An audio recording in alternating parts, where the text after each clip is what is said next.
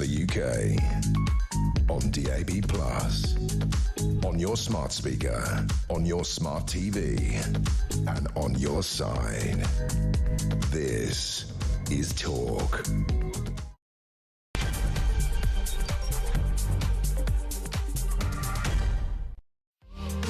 Well, a very good afternoon, a very distressing day for so many people right around the world, including in India and here in the UK. At Gatwick, there are so many people trying to work out whether their relatives after this Air India crash are with us, whether they are missing, or whether, very sadly, they are dead. If you're watching, you're going to see some distressing images today. If you're listening, you're going to hear some distressing content. I just want to warn you about that between now and 7 as we cover this very serious and very important story, not just in India, not just in the UK, but around the world. Within the last few minutes, a British man who claims to have survived the crash in Ahmedabad has described the moment the plane went down. He's spoken to the Hindustan Times newspaper. His name is Vishwas Kumar Ramesh, and he heard, as he says, a loud noise about 30 seconds after takeoff, just before the plane went down. It all happened so quickly, he said, adding he had received impact injuries on his chest, eyes and feet. When I got up, there were bodies all around me.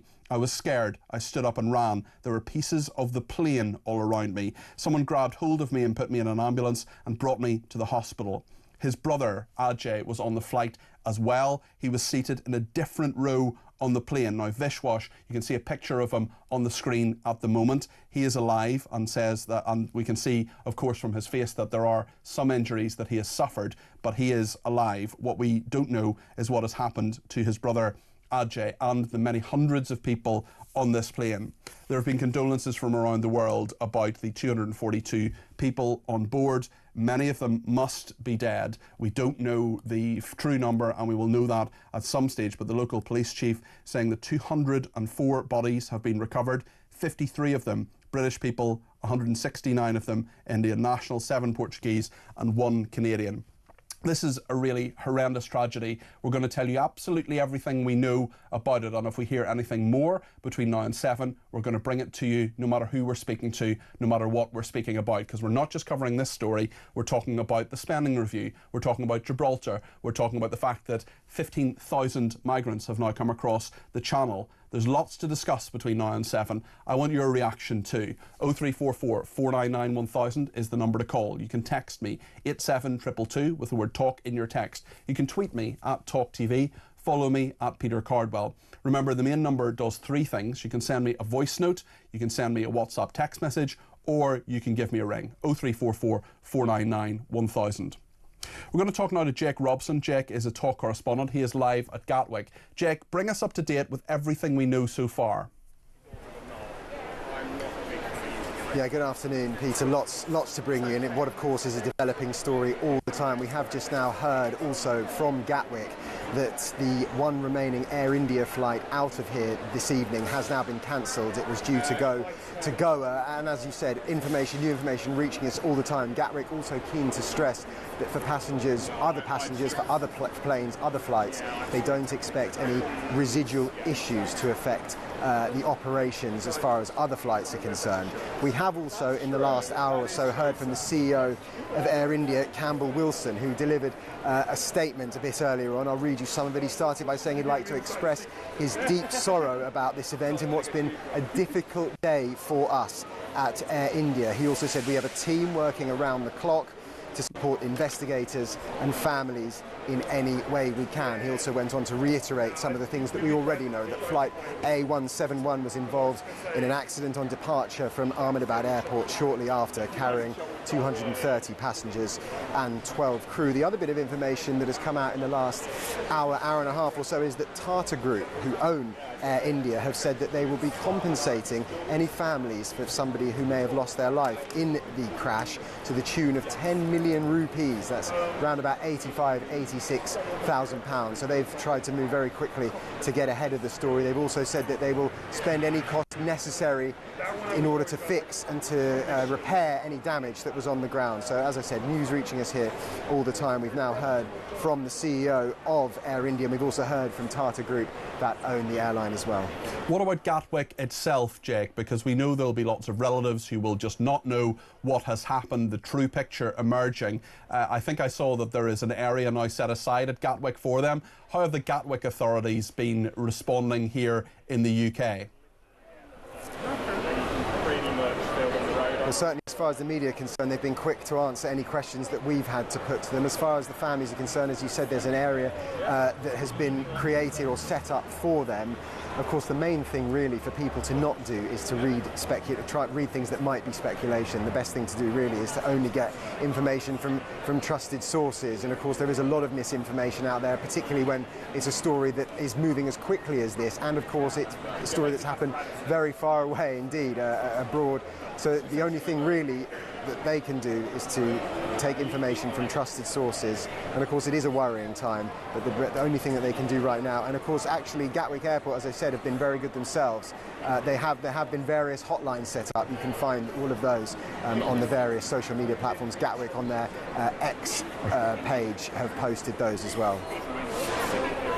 Jake, thank you. That is Jake Robson live from Gatwick there, and we know of course there is a number that distressed relatives or relatives who may not know what has happened, whether their relatives were on that flight or not. There were 3 flights that took that route from Ahmedabad to London each week. One of them was of course earlier today, and the number, I think we can put it on the screen now, the hotline number for Air India is +91 1800 5691 444. But British nationals who require consular assistance or have concerns about friends or family, they should call the Foreign Office, and the number is 020 7008 5000, and that is the number for the Foreign Office who can help them with that. So if you're a British national who requires consular assistance, 020 7008 5000. We'll bring you those numbers, of course, later in the programme as well, and you can go on the Foreign Office website as well for more information. An awful lot of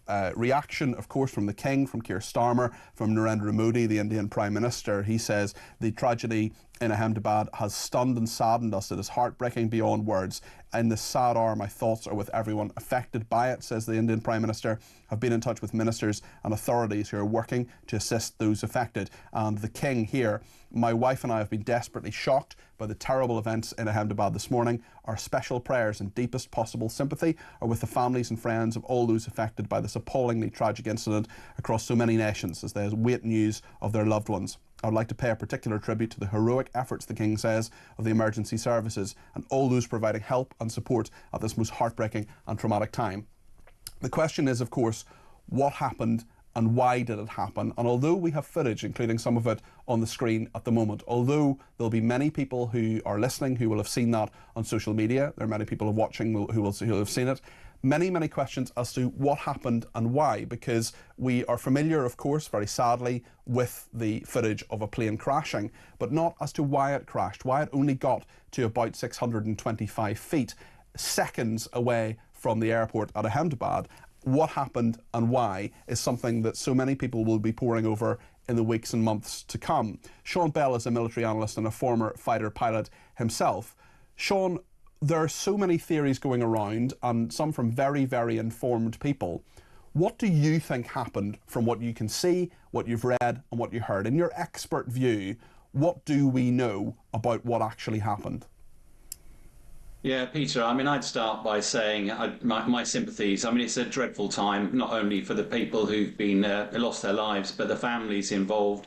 And it wasn't just the 242 people on board. It's also clearly killed or injured a lot of people on the ground as well. And the emergency service will be doing an absolutely sterling job trying to work out what's going to happen. And as one of your correspondents said, there will be formal investigations that are conducted. I think it's always a good place to start with what we know. As you said, there's 242 people on board. That was including 53 Brits. That including two pilots and 10 cabin crew. The flight was leaving the southwesterly runway on the way to Gatwick, and as you said, it got to about 625 feet. Now, normally when these aircraft are getting airborne, normally for sound reasons, they do do a very steep climb. Most passengers will know when they get airborne for their holidays, the aircraft go in a steep climb after takeoff, up to 1,000 feet or beyond. So this clearly only managed about halfway up there and then crashed about 2 kilometres away from the airfield, so very close. The aircraft would have been at its most vulnerable because it would have been absolutely crammed full of fuel at the time. But what we do know is the weather was pretty clear, 6 kilometres visibility, no noticeable clouds around, and there was only a light wind. And that's the sort of end of what we know at the moment. Yes, and there are of course so many questions. What happens now in terms of the investigation, and what can actually be done, especially when there will be vital evidence? That is, of course, the absolute priority is to get people out of the area, to make sure that not just the people on the plane, but the people who are in the medical accommodation facility are as safe as they can be. They are, of course, being treated in hospital. At this scene, of course, there's evidence that quite rightly and quite reasonably will be moved to get people to hopefully extract people from that crash. What happens now when the dust has settled almost literally on this in terms of an investigation, the preservation of evidence and so on? Yeah, you're absolutely right. I mean, the main priority is the saving of lives, so nobody will be worried too much about the evidence on the ground. If there's any chance of saving people, most aircraft crashes like this, you don't normally expect anybody to survive the crash. I know there are reports that one British passenger seems to have survived. Inevitably, in cases like this, you have to let the dust settle and find out what's happening. What is evident is that the Indians, their own Air Accident Investigation Board, will be joined by the NTSC, the American version, and our British Air Accident Investigation Board. Their focus will be on the 2 black boxes that record everything that happens in the aircraft, but they'll also look at the air traffic. Sean? Why are there 2 black boxes? Normally they're at either end of the aeroplane because if you go at very high speed into an accident, if it comes down from height straight into the ground, then you can obliterate the front end of the aircraft, but the back end of the aircraft would normally survive, and it gives you an element of redundancy. And these are incredibly resilient. For this particular accident, although I've only obviously seen the video footage, but I've studied it quite closely, it does look as if that aircraft was going virtually stalling before it went in. So it will still have been doing best part of 200 miles an hour, but in relative terms that's relatively slow. So I think they will be able to find the black boxes. They will have been very well protected. That will allow clear analysis of what happened. But it's also the air traffic controllers, the radio tapes, the radar trucks. They'll also be looking at the pilots, making sure they got enough rest, making sure they've done their simulators, and then they'll be looking at all factors, what external things that might have happened, what internal things may have happened to do with the aircraft itself, and whether or not there were any errors or mitigating factors, things that happen with the aircrew. All of that, because at the moment, if you look at the video alone, and that's really the only evidence we've got, there are quite a lot of questions as a pilot that video raises even at this stage. And those questions, of course, you've talked us through a little bit. The Dreamliner itself, I mean, that has been a very safe aircraft, but clearly not today for whatever reason. Yeah, it is worth. I know some of the media commentators immediately jumped on Boeing's back because of some, much highlighted challenges they faced. But it is worth pointing out that the Dreamliner has been entered service about 14 years ago, and it is the best-selling wide-body jet ever. There are over 1,100 of these aircraft in service, 5 million flights, 30 million flying hours, and it was only 6 weeks ago they celebrated carrying their 1 billionth passenger. It was a light composite aircraft, saves about 25% fuel economy, and to my knowledge, this is the first accident they've had with it. So it is by far and away one of the safest aeroplanes in the air before today. So although it doesn't mean that aircraft was not at fault, I suspect the Air Accident Investigation Board will be looking at a lot of other factors before they come to any conclusions about the airframe itself. Sean, thank you for your analysis. Sean Bell, their military analyst and former fighter pilot himself. The briefing of journalists, of political journalists from Number 10 has been happening in the last half an hour, and they have indicated that the public should be prepared for a significant loss of British lives following the London-bound plane crash in India. asked if the public should prepare for this, and Number 10 spokesman said yes. As the Prime Minister said this morning, the scenes emerging of the London-bound plane carrying many British nationals crashing in the Indian city of Ahmedabad are devastating. Clearly, this is a deeply distressing time for families. The situation is still unfolding. Sir Keir Starmer, the Prime Minister, has conveyed his condolences to his Indian counterpart Narendra Modi. Downing Street has confirmed that.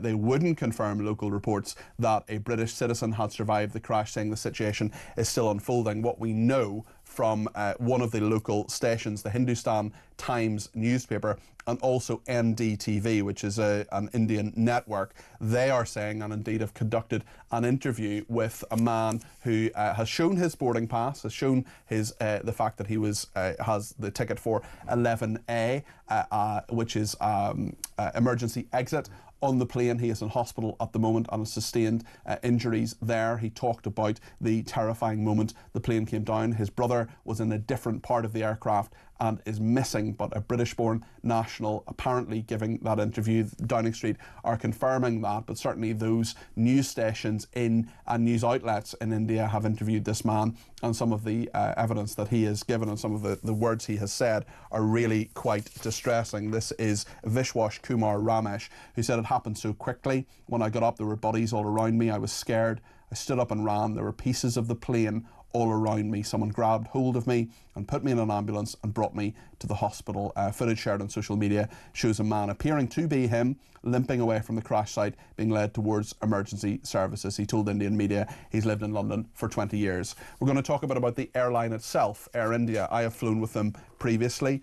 We'll talk to an aviation lawyer and the founder of an agency which rebranded and relaunched Air India. Clearly they have many, many problems. One of them, of course, dealing with this, with very distressed relatives, both at Gatwick and indeed in Ahmedabad. We will talk about that and we'll get your views on this. 0344 499 1000. Stay with us.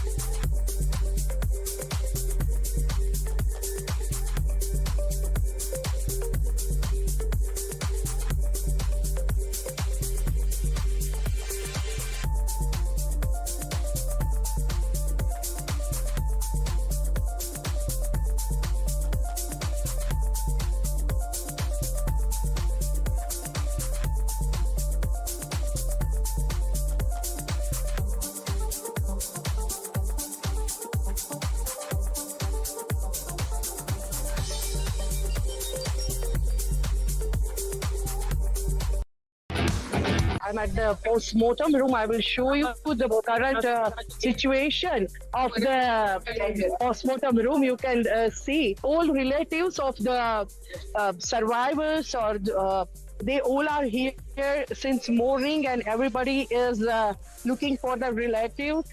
Particularly if we talk about the flights, it was Indian Airlines and 242 passengers were on board, and this is the current situation is at the post-mortem room.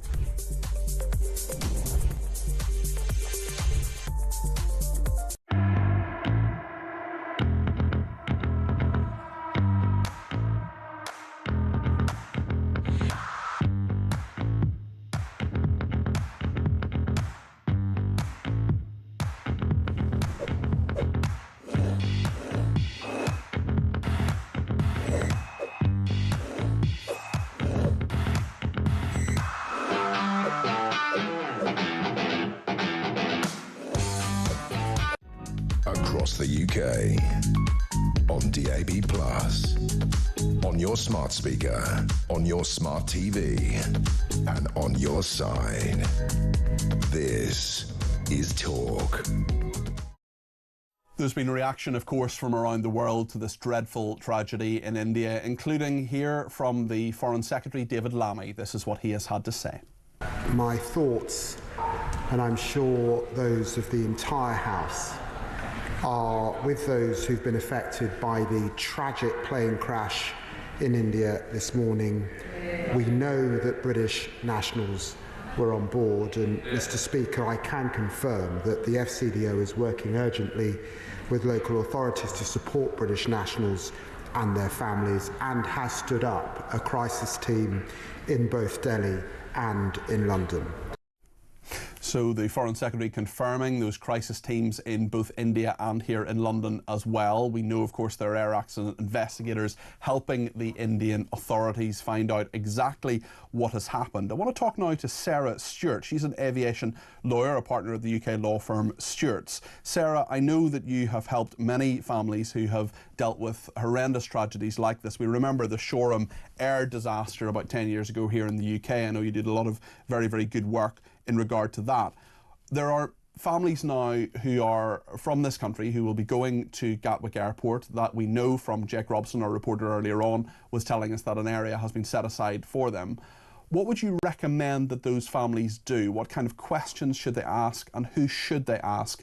Because there are so many questions they will have, and they will be, of course, dreadfully distressed until there is some certainty about what has happened to their relatives. Sure. Well, it's such a sad, tragic event today. The families will need time to grieve. It's very, very early on in terms of fact-finding. There will be an official accident investigation that will start straight away, and that will be led by the Indian authorities. They'll be assisted by the NTSB in America, and they'll be assisted by, we would expect... Just spell out to us what NTSB stands for. Just a lot of our viewers and listeners won't know that. Sorry. The National Transportation Safety Board of America will be involved because of it being a Boeing aircraft. The Indian country, the Indian Directorate of General Civil Aviation, is the board that will lead the investigation. It will be led by the Indians because that's where the accident happened. Because of there being such a number of British nationals on board, we would expect, and we've heard, that the English Air Accident Investigation Branch, the AAIB, will also offer its assistance. So at the moment, it's very, very early days, and the families need time. The accident investigation process is likely to be lengthy and very technical. The accident investigation is for the purposes of air safety and not for blame. It will look at all the technical issues, it will look at weather issues, and it will look at operational issues. There should be an interim preliminary report released within about 30 days of the accident. But beyond that, experience has shown that it can take 2 years or more sometimes for the final conclusions and final report to be published. That is such a long time for those families, and what will be so tempting and so reasonable for them to do as well is to go on social media, to see the horrendous pictures, some of which we're showing at the moment, of course, to hear rumour, hearsay, things that aren't confirmed. Of course, we as a news outlet try to be as responsible as we possibly can be and get verified reports or be clear when things aren't verified. That process is, of course, a lot faster than the official process, a heck of a lot faster. Does that add to the distress of the families, or do they just want information, in your experience? It will inevitably add to the distress and the frustrations of the families.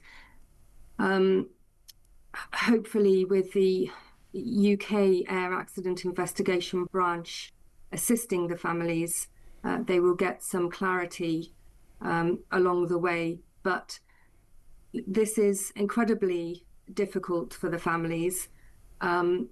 In due course, there will be discussions when the families are ready about their rights for compensation. But right now, their focus has to be on repatriation of their loved ones, dealing with the accident investigation and the information that comes out in interim reports, hopefully, as I say, within 30 days.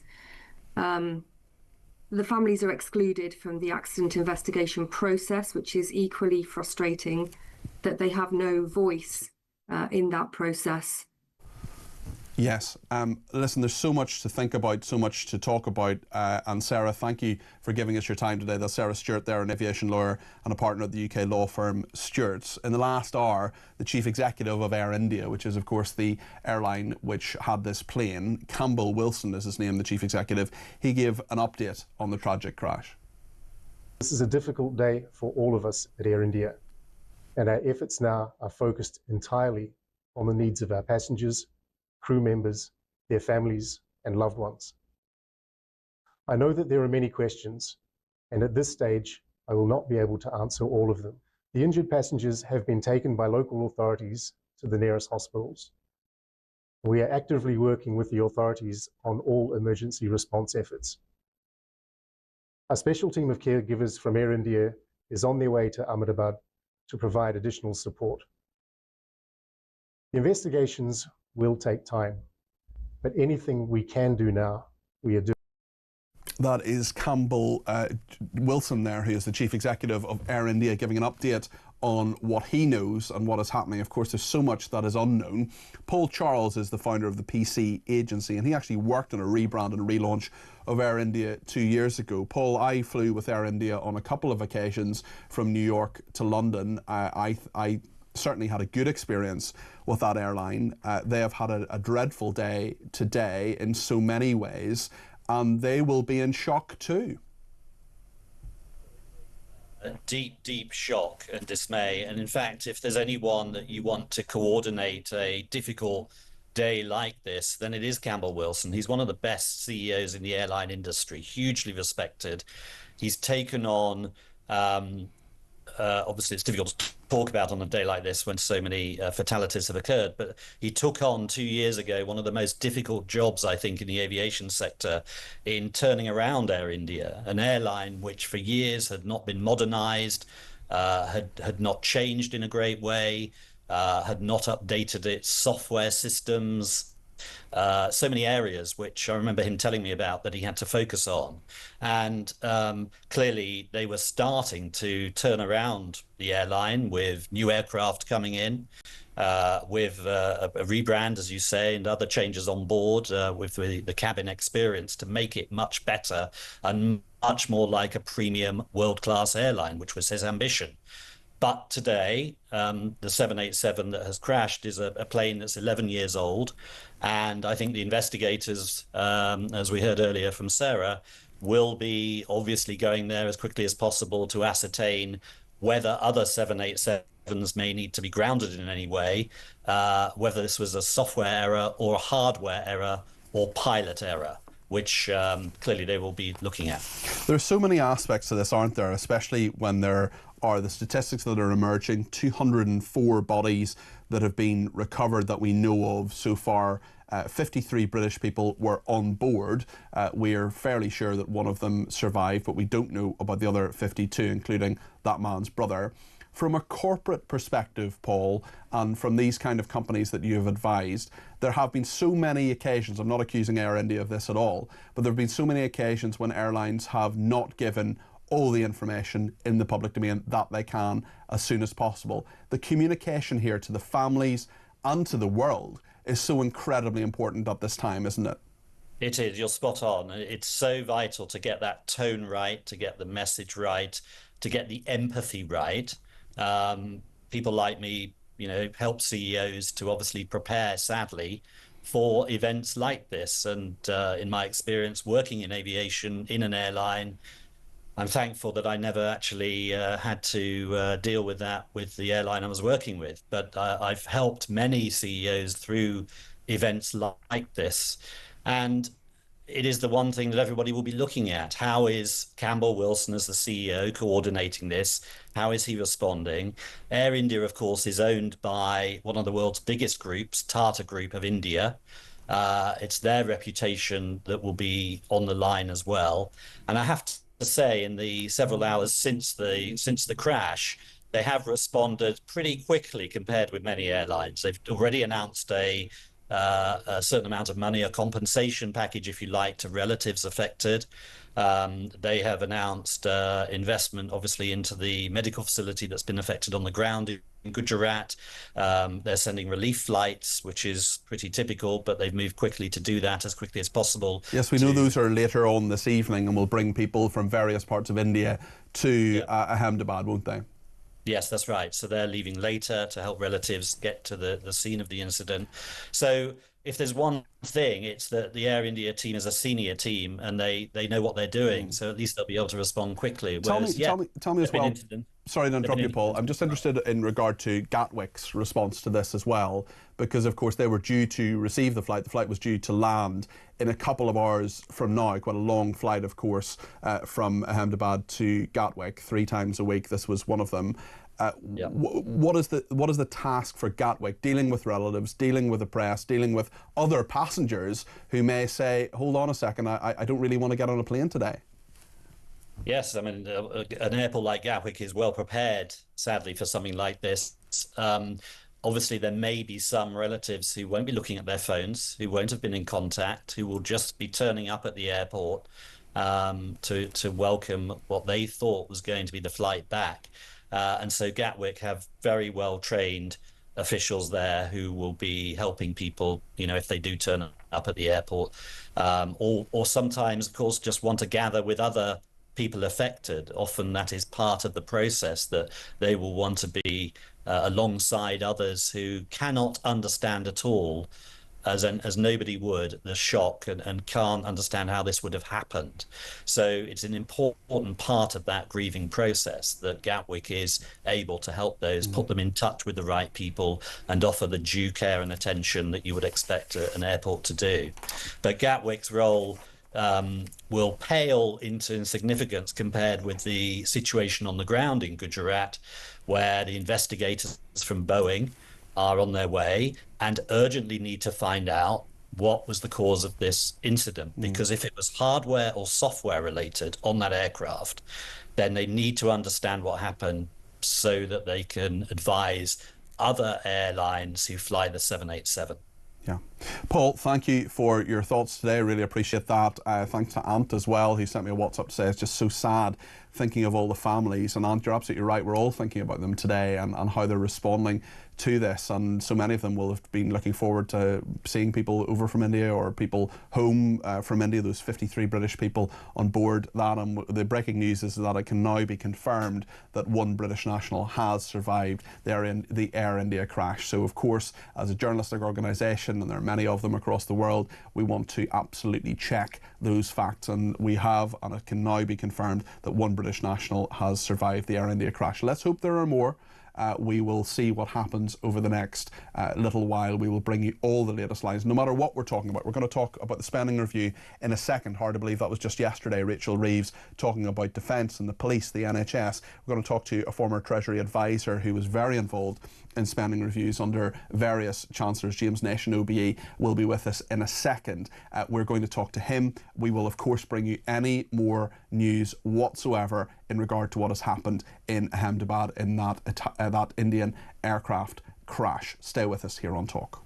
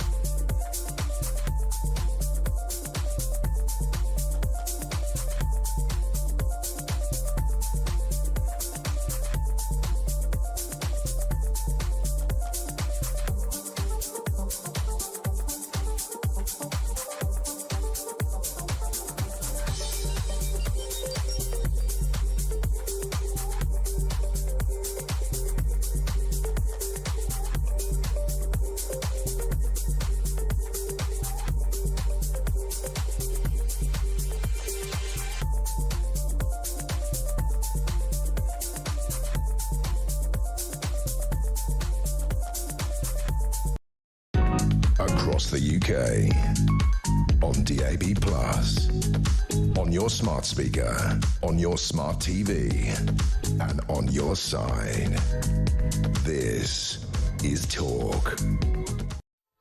We're, of course, going to bring you the latest lines and developing aspects of the story in India, and Ahmedabad. We'll bring that to you right throughout the show. But let's talk about the spending review now, because Rachel Reeves put forward what I think is a pretty straightforward tax and spend idea, classic Labour. I wonder if James Nation OBE agrees. He is a former Treasury advisor. He was both a civil servant and a political advisor in the Treasury, working under a number of Conservative chancellors. He worked in Number 10 as well as the head of the policy unit there. This man knows his numbers. James, you're very welcome to the programme. I wonder what you make of the spending review, what you think the ideas behind it were, and crucially, whether people in the UK, our viewers and listeners, will feel any better off as a result of it. The first thing to say, Peter, is in fairness to the Chancellor, what she was doing yesterday was she was effectively allocating an envelope. So your viewers will recall that there was the budget last year, there were the taxes or tax rises in that budget, and then there was some changes in the spring with what's known as the spring statement. But what yesterday was about really was allocating the additional spending room that she's created for herself. So having set out how much money was available, yesterday was all about the allocations. And what you've got to do really is you've got to ask, when you look back on an event like yesterday, how realistic are those plans? So what she was doing is she was setting out how much money she expects to spend on capital, things like infrastructure, but also how much money departments will have to play with on their day-to-day settlements around public services. And I think broadly, Peter, the story that she wanted to tell yesterday was, I am investing in energy, defence, housing, transport, repairing sort of infrastructure that has been long neglected in the country. But in order to afford that, I'm running things slightly tighter on the public services side. So I'm going to say that I'm only going to eventually fund what's known as current expenditure out of general taxation. Now, one of the political problems with that, before we maybe get onto the economics, is capital investment is all well and good, but you're talking about improvements that take years to deliver. And that's the political problem, isn't it? Because essentially, you know, as both a previous civil servant and a political operative for the Conservatives, you know that change takes time. Infrastructure investment takes a long time to build houses and build those bridges and put up the health centres that people need. And do they feel grateful in 2029 and say, Rachel, you've played a blinder, we're going to vote Labour? No, and look, well, that is the primary difficulty they have, right? And, you know, Labour MPs and ministers will now be selling those plans or trying to sell those plans, what they mean in individual parts of the country. But look, we've had various sort of shocks over the past few years. If you think about the pandemic or whatever else that has impacted public supply chains, means that voters don't necessarily have a lot of faith that these plans will get delivered. And then, Peter, you hit the nail on the head. There are acute cost of living pressures now that the government arguably needs to deal with. And that explains a lot of the political difficulty that they've got themselves into within their first year in office, and what we've seen around the winter fuel payment, for instance, and the reversals there. And it also is the risk with her overall strategy, because if you're putting the pressure or the need to find savings on that day-to-day expenditure or public services I was mentioning earlier, well, that's arguably where voters feel a lot of contact on a daily basis. You know, are you able to hold the line with nurses and others on pay increases, for example? Yeah. Can you really deliver reductions in the Home Office budget, as was set out yesterday? These are some of the tensions that are likely to materialise earlier, whereas your capital plans take a while to actually bear fruit. And the question for so many people watching and listening to this, James, will be, is she just storing up tax rises? Because we were told, weren't we, that Rachel Reeves's budget was a sort of once in a parliament, let's get all the really difficult stuff out of the way a few months ago, let's do the really nasty stuff that people don't like, then things will get better because the growth in the economy will come and the money will be created. The fact is that, well, I don't know if it's a fact, but you're one of the experts here. In terms of what Rachel Reeves did yesterday, it's so likely, I would argue, but what do you think in regard to taxes going up at the budget in the autumn? Well, these are all judgment calls, Peter. You know, the Chancellor does not control every lever here. And for that reason, you do have to have that in mind in terms of the situation you might face in the autumn. And an important point for your viewers really quickly is you'll have heard a lot of talk about the OBR, the Office for Budget Responsibility. They do forecasts alongside budgets to determine how much money there really is for the Chancellor to allocate, how she's doing against the fiscal rules that I described earlier. They didn't do that yesterday, but they will do that in the autumn. And here you've got to think, you know, there are real challenges in the global economy with what we're seeing by way of US tariffs.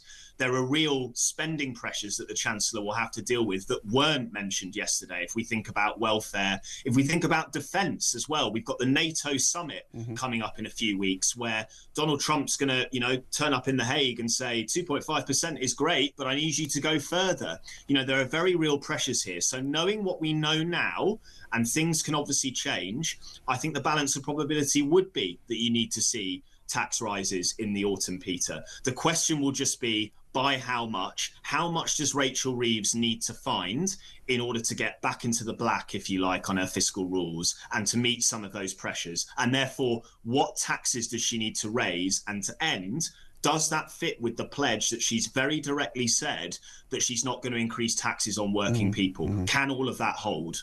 Well, it's a very good point. And I wonder as well what you make of the internal criticisms and problems, because you will know, of course, that a lot goes on behind the scenes that just the public never know about. We've seen perhaps some of that spilling over. Rachel Reeves talking about how it's not her responsibility to find places for asylum seekers to live, for example. That's the Home Office's responsibility, saying that she wants to end those asylum hotels by the end of this Parliament. That's a manifesto pledge. She repeated it yesterday. I just wonder, when you have these kind of asks from lots of different departments saying to you, can you give us this? The Treasury says no, and then political problems are stored up and things happen. Do the departments just say, well, we told you so, but the Treasury said no?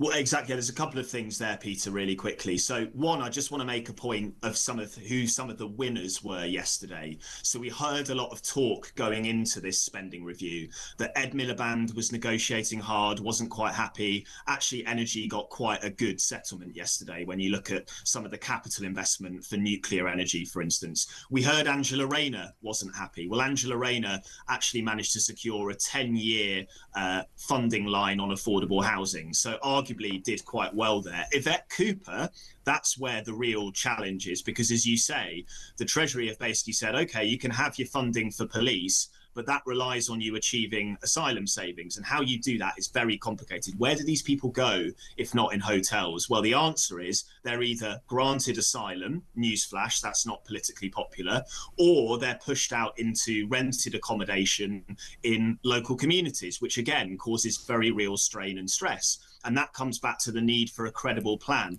on illegal immigration. But let me just end with this, because I think this is quite important.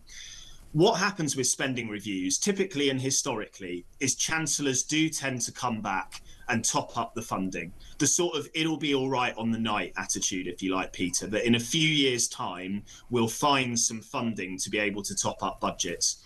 And if you look at some of the plans laid out yesterday, including for the Department for Education, for example, you've actually got the profile of spend declining going into the next general election. And I personally find that quite hard to believe that a Labour Chancellor and Labour would stick to that. So I think a big pressure looking forward is people's expectations are going to be for the Treasury to provide more money. However, given the difficult situation we face with our public finances in the round and wider challenges in the economy, that is very hard to see happening right now. So you've got expectations in different places, and I think that will be fascinating to watch in terms of how the politics of all of this plays out. Also the reality, for example, of homes, 1.5 million homes by the end of the Parliament. That's something that Angela Rayner and the Labour Party say they're going to deliver. I know you were a senior official in the Ministry of Housing when we worked together, James.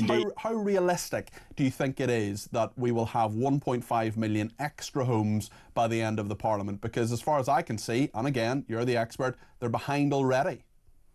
Massive challenge in achieving that target for sure. And I think you would probably at the moment, if you're putting me on the spot, saying it looks unlikely. But I do just want to give them a bit of credit here, Peter. I think you have seen significant reforms to our planning system around getting rid of particular regulations there, which will have some impact for private developers in particular, who you really rely on if you want to see a big uptick in housing supply. But the risk with what they've done yesterday is, yes, more money for affordable housing, for what we call sub-market housing, subsidised housing is all well and good to get housing associations and local authorities building. But these are expensive homes to build in terms of the per unit cost, if you like. So even though £39 billion over 10 years sounds like a massive sum, your first clue is it's over 10 years, which tells you presentationally, Angela Rayner didn't want to have it presented in just 5-year terms. So that's a bit of a treasury trick for you. And also, that is not going to achieve anywhere enough in and of itself in terms of getting towards this 1.5 target.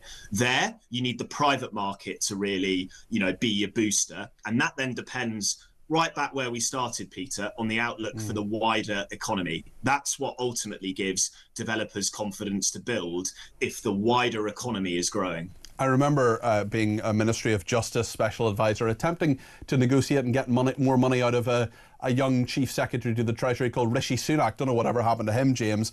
And we were down to the last 200 million. We were on a conference call. We're down to the last 200 million. And Rishi Sunak said, look, the government just doesn't have the money. And it was so incredibly tempting to say, well, the government might not, but I can think of someone who does, Rishi. But I managed not to say that. James Nation, OBE, thank you very much. James has wore many hats, former Treasury advisor to Rishi Sunak and other chancellors. He worked at the number 10. He worked at the Ministry of Housing. Really smart guy. And I, for one, learned a lot from that interview. So thank you to James Nation, OBE. We're going to talk in a second about the passport controls in Gibraltar. We will, of course, bring you the latest lines, anything new we hear about the Indian plane crash. And thank you to Lash, who's been in touch. He says, hello, Peter. I work for an Indian company, and this has really shocked my teammates. One thing we should bear in mind is all those rescuers digging and rushing about. They're operating in 37 to 40 degrees Celsius heat with high humidity. It is brutal footage.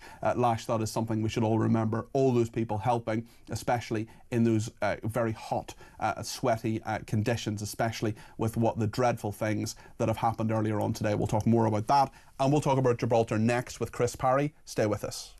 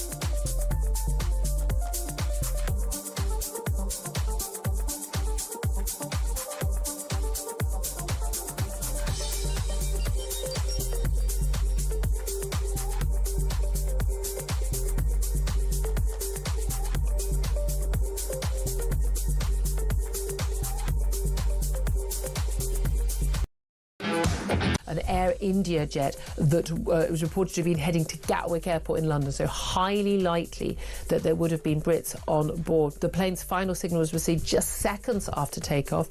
The aircraft was lost at 10:08 a.m. local time, less than a minute after takeoff. It had reached 625 feet, and it fell just outside the airport. It had just taken off from Ahmedabad's airport perimeter. The aviation minister for India has said they are on the highest alert and rescue teams have been mobilised.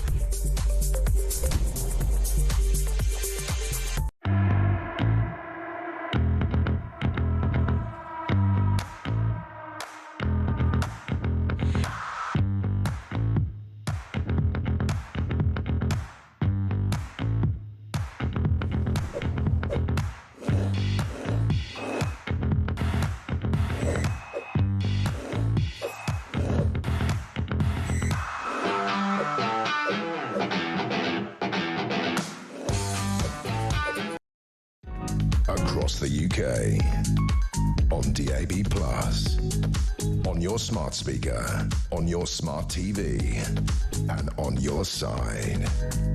This is Talk. Some new lines for you on what's happening in India, and Gujarat's former Chief Minister Vijay Rupani, he has been killed in the plane crash. That's according to India's Civil Aviation Minister. He has been speaking to reporters. Also, the British survivor, Vishwas Kumar Ramesh, has rung his family to say that he's fine. Vishwas says he doesn't know the whereabouts of his brother, though, Ajay, who was also on board the plane. We can see a picture of Vishwas now. If you're watching on the screen, he's clearly got minor injuries to his face. How he survived is an absolute miracle. The relatives of both Vishwas, who is the survivor, and Ajay, who is missing, well, their relatives have gathered at the family home in Leicester in support and mourning. They're awaiting more information, of course, as are we, and as soon as we get any of it, we will bring it to you. Lots of reaction from around the world, and we'll bring you all the updates. I want to talk now about Britain and Gibraltar. These are in regard to the EU passport controls. Rear Admiral Dr. Chris Parry is with us. He's a former NATO commander. Chris, this is a story that many people will find very annoying and a real surrender, some will say, in regard to the sovereignty of Gibraltar, although there are some Gibraltarians who will say actually more frictionless travel between Spain and Gibraltar is actually a good thing for the economy. What is your thought? Well, Peter, those who live on the Rock and in the Rock, of course, they are committed to being British. They voted overwhelmingly to remain in the referendum, and there's been an awkward balance, I think, for the government of both stripes to try and get the cross-border travel. And we mustn't forget that 15,000 Spanish citizens come into the Rock every day to work. And so obviously there's been some friction. My issue with this is that if you and I go to Gibraltar under these new arrangements, you and I can be refused entry by Spanish border officials. I mean, that's absurd, isn't it? That is an absolutely absurd outworking of this. It is British territory. We are British citizens. Who are the Spanish to tell us anything in this regard? Yet that is the way this will be working. Yeah, absolutely. And also, we don't get access to the Schengen area either as a result. So what we've got here is another fudge that we had in, forgive me, Northern Ireland, where we see the EU having sort of creeping jurisdiction within what is British sovereign territory. And we know that they always nibble around the edges. What I find interesting is that the Treaty of Utrecht in 1713 gave Gibraltar unequivocally to Britain as long as it wants to remain there and as long as the citizens want to remain British. And yet still the Spanish, despite this agreement, haven't given up their claims to the Rock. What is in this agreement for Britain? Because I think the question I often ask in a lot of these negotiations, Chagos, for example, a lot of the foreign policy of this country, a lot of the negotiation that happens. I mean, I don't want to just parrot lines from Kemi Badenoch because I want to have the same critical thinking in regard to what she does as what Keir Starmer does, but I'm David Lammy. But what strikes me quite a lot is this idea that when Starmer negotiates, Britain loses. And I just wonder what we have actually gained from really either of these negotiations. Peter, I think what we have to say is, what are Britain's interests here and what are Keir Starmer's interests? And I'm afraid to say I'm seeing increasingly divergent ways of seeing that.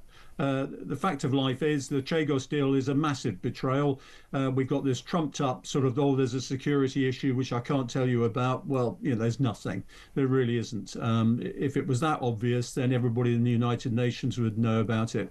What's the urgency for dealing with this Spanish issue? Is Spain a threat to Gibraltar? It's one of our NATO allies. So one can't believe that.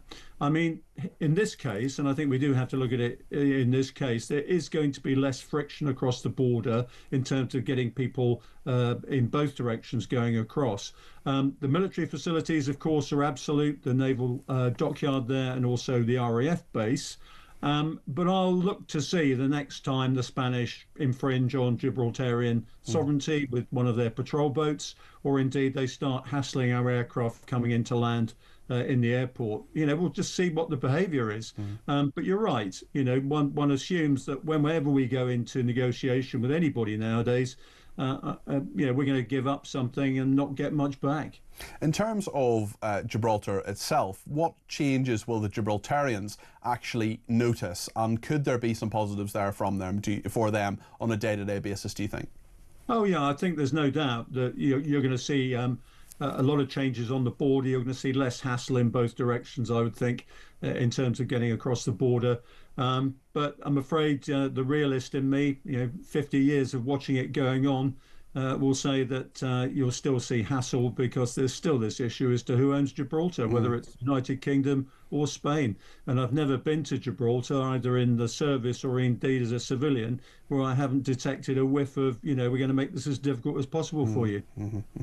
Certainly, Chris, thank you very much for your thoughts there. That's Rear Admiral Dr. Chris Parry. He's a former NATO commander, reacting to that deal that has been done with Gibraltar. I attempted and failed to discuss this with Jeremy Kyle yesterday, and he made reference to the monkeys on Gibraltar and their favourite activity. Anyway, thank you to Rear Admiral Chris Parry.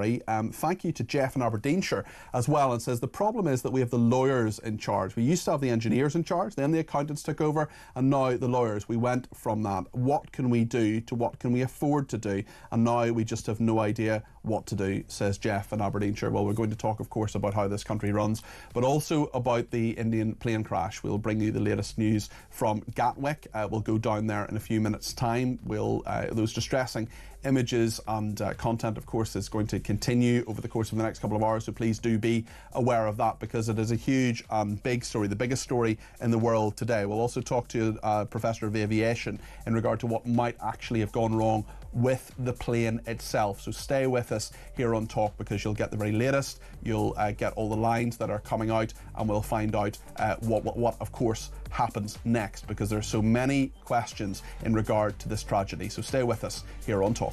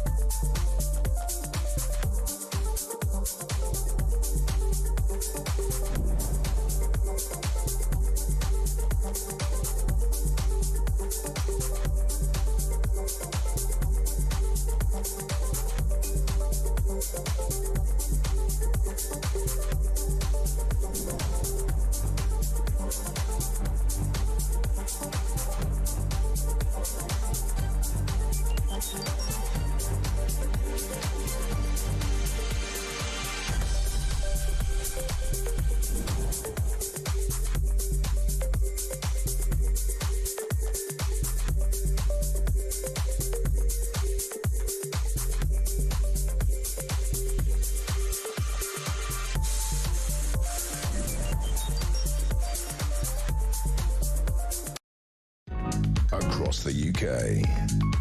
On DAB+, on your smart speaker, on your smart TV, and on your side. This is Talk.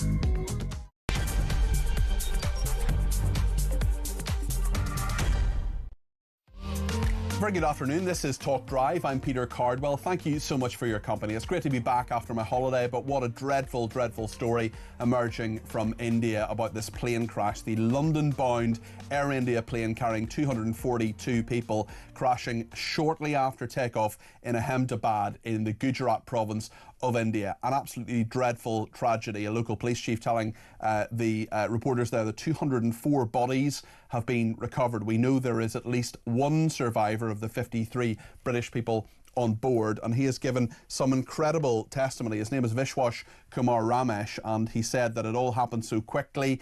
When I got up, the man said, there were bodies all around me. I was scared. I stood up and ran. There were pieces of the plane all around me. Someone grabbed hold of me and put me in an ambulance and brought me to the hospital. Well, Vishwas's family is in Leicester. They have spoken to him. He is fine. The person who is missing is his brother Ajay, who's seated in a different row on the plane. We just don't know what has happened to him so far, or whether, and we hope he isn't, but we know that there are 204 bodies that have been recovered, and one of them, of course, may well be him. We hope it isn't. We hope he is alive and well, but of course hope is fading fast. We know at Gatwick as well, there's a special area that has been set up for relatives who may be coming there. Of course, there'll be many people who will have been picking up their relatives from Gatwick. The plane was due to land in about an hour and 20 minutes from now, a long flight, of course, from India. Down there is Jake Robson, Talk correspondent. Jake, what is the latest from Gatwick? Well, we've just heard that Air India is organising 2 relief flights, in fact, to Ahmedabad from 2 locations in India, of course, for the families of those involved in the crash and the airline staff as well. One is due to leave Delhi and one is due to leave Mumbai later on this evening to go and help in the relief effort, as it were. We've also heard from the Air India CEO a little earlier on, Campbell Wilson. He said that he expressed his deep sorrow about this event in what's been what he called a difficult day for all of us at Air India. He said they have a team working around the clock to support investigators and families in any way they can, and I suppose he has tried to make good on that in some way by organising 2 flights to go to bring people to help out. So, as you mentioned, Vishwas Kumar Ramesh, the one sole survivor so far that we know about. 204 bodies have been recovered, but it's still unclear as to which of those are potentially passengers on the plane or indeed people on the ground. But we are fortunate to be able to bring you, as you said, the one survivor so far is British. Indian media saying they've spoken to him. He was sat in seat 11A, so whether that was his lucky number or not, it may well be now. We have also heard from Gatwick here this evening that the one remaining flight operated by Air India this evening to Goa has been cancelled. Gatwick are also keen to stress, though, that despite obviously this huge tragedy, they don't expect their operations on any other flights or anything like that to be affected so far. Tell us about what Gatwick is doing for these relatives. Are there any signs of them coming to the airport, and what are other passengers saying there? Yeah, not yet, but we will. That is something that we will go and look into in the next hour or so, because as you mentioned, it's due to land at around 6:20 this evening. So that's something that we're going to go and investigate just after this. Yes, as far as other passengers, it's actually quite incredible because it is the only story in town really this afternoon, and we've still had people coming up to us asking why we're here. Are we waiting for someone? And of course, we've had to point out to them, no, there was this unfortunate tragedy, plane crash, and that the plane was meant to be coming here. As far as families of the passengers that are on board, as I said, that's something that we're going to go and investigate. There has been an area set up for them, so as and when they start arriving, it could be quite painful scenes. OK, Jake, thank you. That's Jake Robson there, Talk correspondent down at Gatwick Airport. I want to talk now to Dr. Guy Grattan. He's an Associate Professor of Aviation at Cranfield University. Guy, thank you for joining us today. Obviously, seeing the footage that we've seen, and there is quite a lot of footage from a number of different angles, you, of course, with your expertise, will watch that footage, and I'm sure have rewatched that footage in a very different way to the casual observer. I just wonder what you've learned from that footage. Only a limited amount so far. You can see that they've left the undercarriage down, which suggests that the crew knew that they had a problem almost as soon as the aircraft was airborne. And matched that to the fact that we believe a mayday call was made, that would confirm that. There's some of the footage is suggesting we can hear the sound of something called a ram air turbine, which is a device used to keep the aircraft controllable after an engine failure. So there is a possibility that we had engine failure, which would be consistent with the aircraft ceasing to climb. So just let's pause just for a second, Guy, and tell us about that possibility. And we're obviously, this is only a possibility of engine failure. Even in those few short, I mean, we're talking a couple of minutes here, aren't we? Maybe not even that, in terms of the plane taking off, getting to 625 feet, falling to the ground, and then exploding. In that very short period of time, an awful lot may well have happened. Indeed. But a loss of power seems reasonably likely for the simple fact that the aircraft was coming down. Yes. The undercarriage would create a lot of extra drag, so it may not have been a complete engine failure, but certainly the descent, the mayday call, and the sounds heard that might be a ram air turbine, which would be there to keep the hydraulics working after a double engine failure, would all tend to point to a possible failure of both engines. How rare is this? Because the Dreamliner itself, a relatively new aircraft. This one, of course, was a number of years old. We know that the pilots had many thousands of hours of experience of flying these planes with them. How safe are these aircraft? Because we know that actually, I remember someone telling me, and you'll tell me if this is right, that actually your walk up the steps to the aircraft is more hazardous than getting on the aircraft statistically. But then when things go wrong as they have today, they go very, very wrong indeed. Indeed. The 787, also called the Dreamliner, it's been in service for 14 years now. This aeroplane was 11 years old, which is not exceptionally old for a modern airliner. The safety record is extremely good. It's there's never been a major crash of a 787 before. And yes, you're quite right. Air transport is a very, very safe industry. But when it goes wrong, unfortunately, it does not tend to kill one or two people. It tends to kill a large number of people and tends to be very visible, hence the totally understandable shock we're all feeling right now. Absolutely. What do you make of the fact that this man from Leicester, Vishwas Kumar Ramesh, that he actually survived this? That must be pretty rare. Well, airliners are designed to be what we call crash-worthy.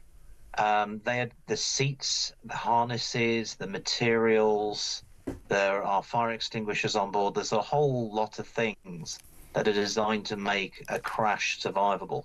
Now, this was a very severe crash, and the fact that so many people have died just supports that. But that anybody has survived is a testament to, given the circumstances, to how safe these aeroplanes really are. It is a miracle that he did so, nonetheless. It is. This aircraft, of course, came down in a residential area. When you're a pilot and when you're in that situation and you know that things are going wrong very, very quickly, obviously every pilot of a commercial plane is very, very highly trained. What are the things you can do to try to sort the problem, or at least mitigate the factors? What would run through a pilot's mind at that time? Because you've got to stay incredibly calm in the face of imminent disaster and not panic in a way that no doubt so many other people were. So the crew will have a set of procedures to follow. They will be attempting to restore thrust if it is an engine failure. They will be looking to maintain controllability of the aeroplane. They'll be looking at the trajectory. And if they can, they will be looking to steer the aircraft away from buildings that might have people in. But having said all of that, just after takeoff, when the aeroplane is very low, the options available at a lot of airports, including clearly this one, are very few. So the pilots are, whilst they're doing their best, it's quite possible in this circumstance that the best pilot in the world couldn't retrieve the situation.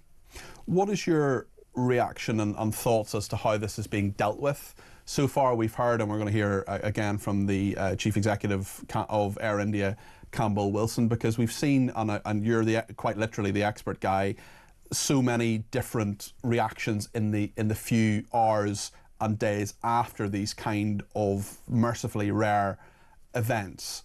Obviously, there's a much longer process in terms of a proper investigation into all of these things. Do you think Air India has done a reasonable job in the circumstances? Do you feel that the authorities are giving people the level of information they need in terms of what we actually know or could know at this time? Yes, I think Air India and the authorities are doing the best they can in a truly awful situation. Nobody knows what's happened yet. And hopefully everybody will be continuing and cooperating with the Indian and I imagine American air accident investigators who will be very busy. What is that process? You'll understand this, Guy. Just talk us through what happens, clearly, sort of short term, medium term, long term. So the first and most important thing is clearly preserve life. So for as long as there's any possibility of saving any lives, then the investigation can wait. But once you know that there's no more opportunity to save life, then two things will be happening. One is that they will be sending teams in to catalogue, to photograph, and eventually to collect all of the parts of the aircraft so we know exactly what went where. They will be aiming for the area in the back of the aircraft where the two flight recorders are, the cockpit voice recorder and the flight data recorder. And those will tell them a great deal. So the CVR will be telling them all the conversation that was going on in the cockpit. So you will be able to, or the investigators will be able to hear the crew trying to manage the emergency in front of them. They'll hear any strange noises in the cockpit, they'll hear the radio and so on all together. The flight data recorder will show, on the 787, there's going to be getting towards 1,000 parameters of information about everything working on the aeroplane, voltages, pressures. You mean like 1,000 different pieces of information? Yes. Okay. Yeah, so it's a huge amount of data. And really what they've got to do is they've got to start bringing all this together, so they've got this big data set from which they can start to work out where the cause of this accident is, and eventually, and it may sound surprising, actually their job is not to find out what caused this accident, although they probably will.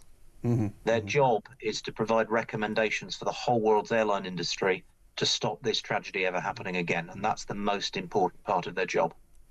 Guy, I've learned an awful lot in the last 10 minutes, and I want to thank you for making it really clear to someone like... Really glad to help. Well, honestly, you've really made it clear. I know nothing or very little about aviation, and for someone who's a professor, sometimes academics can not connect with people and cannot explain things. You've explained it really clearly to me. Hopefully we'll talk again. That's Dr. Guy Grattan there, who's Associate Professor of Aviation at Cranfield University. Lots to chew over there, and of course we'll bring you the latest lines from India. As soon as we hear anything about this horrendous crash bound for London Gatwick, we will of course let you know. It was due to land in about an hour's time at Gatwick. We know that at Gatwick, just outside London, there's an area that the authorities have kept for any families that might be arriving. We know as well that a man from Leicester, Vishwash Kumar Ramesh, has actually survived this, believe it or not, and his brother Ajay sadly is still missing.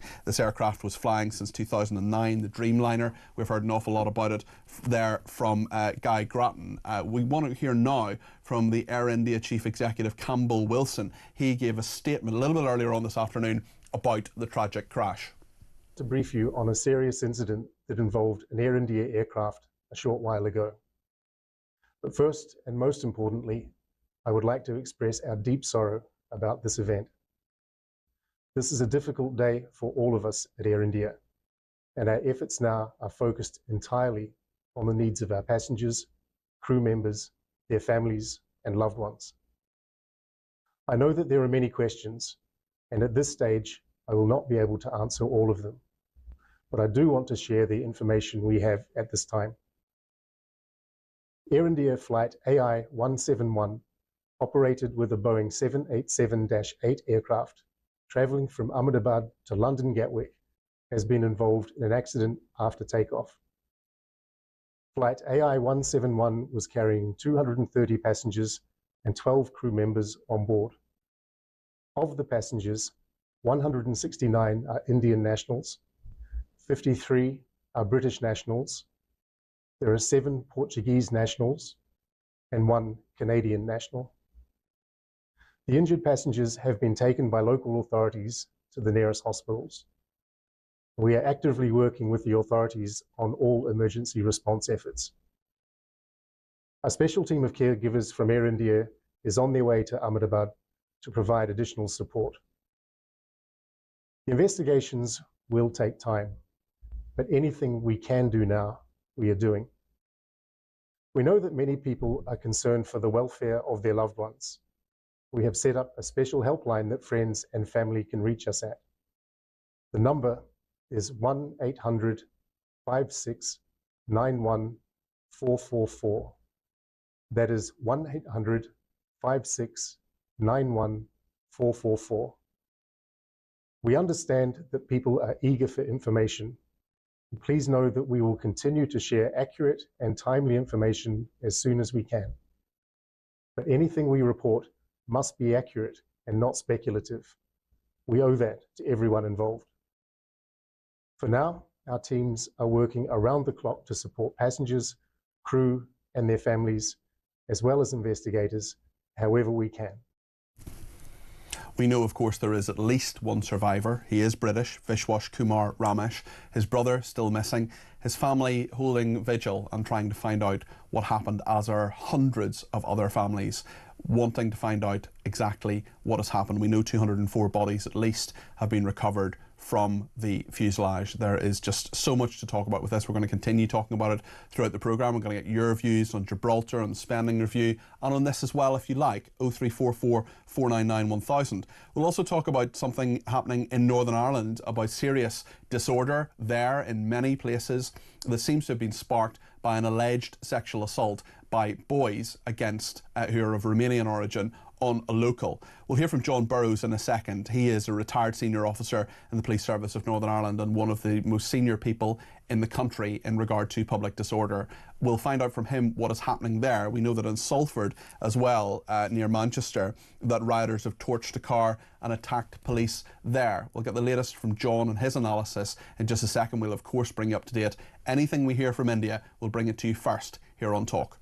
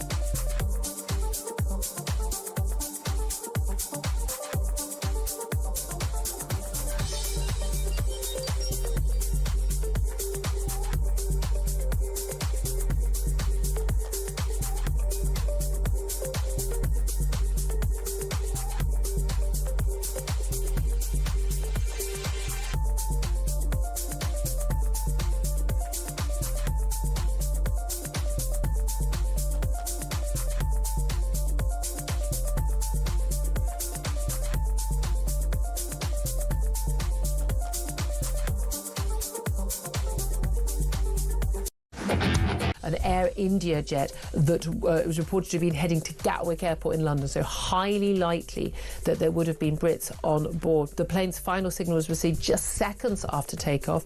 The aircraft was lost at 10:08 a.m. local time, less than a minute after takeoff. It had reached 625 feet, and it fell just outside the airport. It had just taken off from Ahmedabad's airport perimeter. The aviation minister for India has said they are on the highest alert, and rescue teams have been mobilised.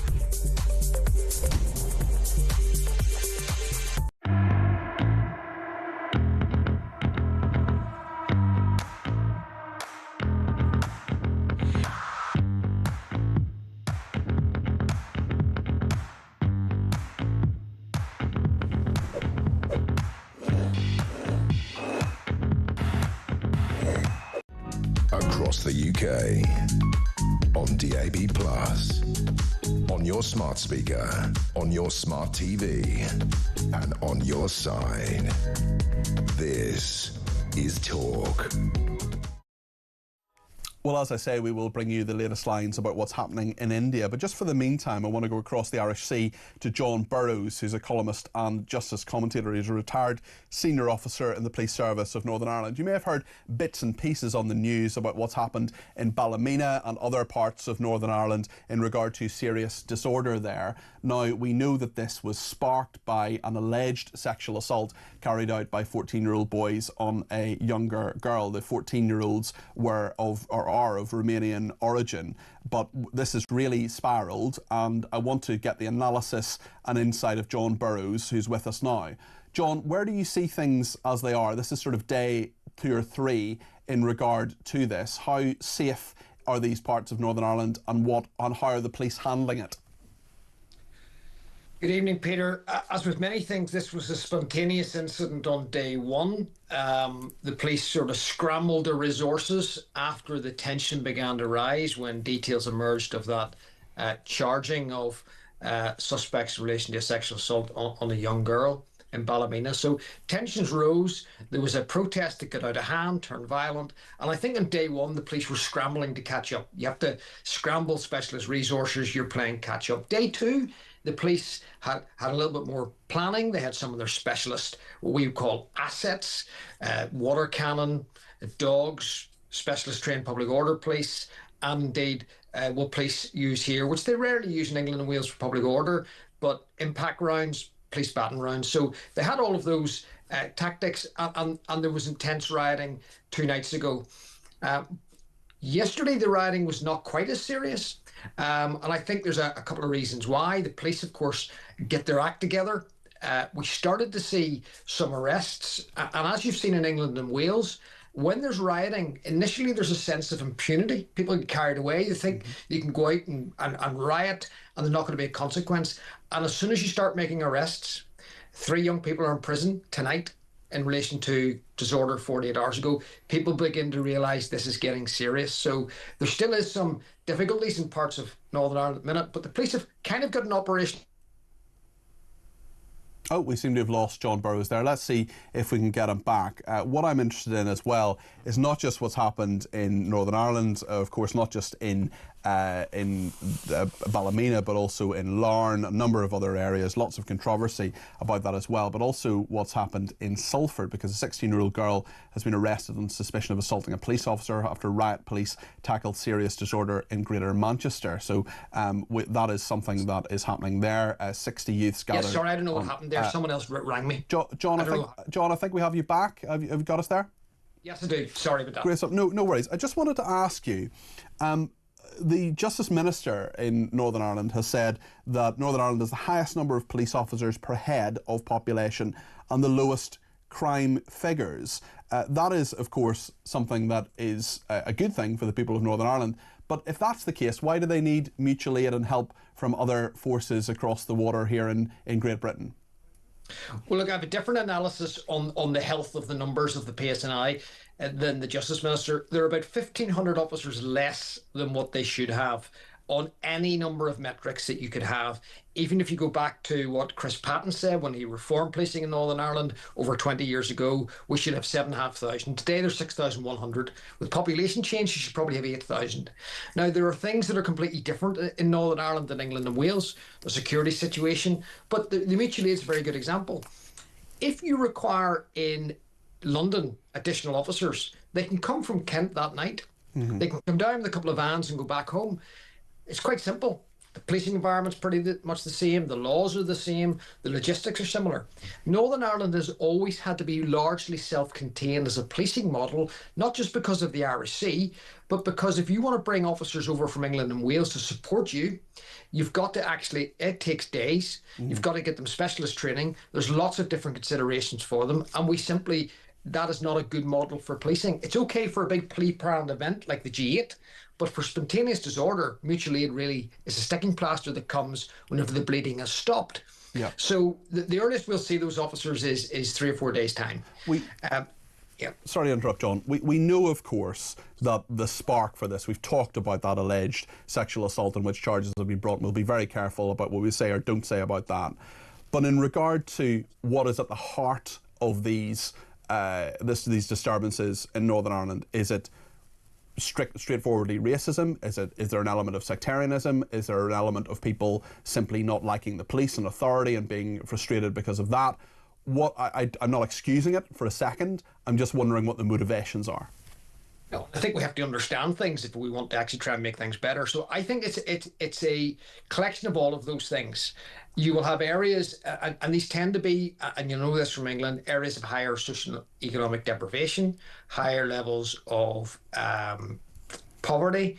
You will have a group of people who feel kind of left behind with society, and a group of people who look around them and there's maybe a concentration of immigration in a particular area.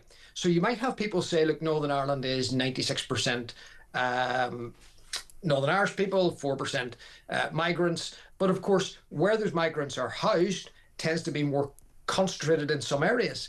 That's not to say that any attack on them is justified, but that is the kind of dynamic that you're dealing with. And when you add in a lot of things like an incident in which someone has been allegedly sexually assaulted, a young girl, terrible crime, and the suspects are from Romania, it creates that kind of tension. And many of the issues here that we're dealing with, they're the same issues in England and Wales.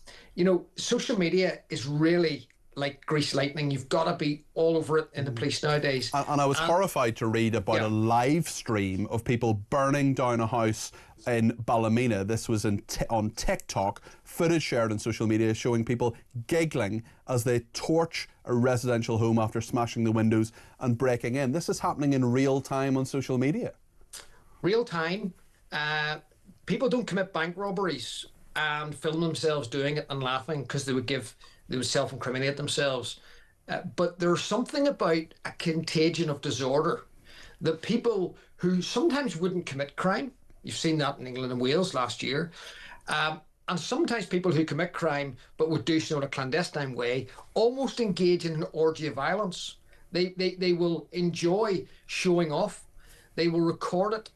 And that was absolutely obscene to see people really filming this as if it was a game. But it's not a game. There were literally people hiding in cupboards in parts of Northern Ireland. There are now people who put signs up to say that they're from one community, for example, Filipino community, and not from another community, Roma community, marking their doors. And social media is something that we really all need to understand the dynamics of it, what it does to people, how it can spread disinformation and create a contagion. But the flip side is you can use it to your advantage by getting the message out.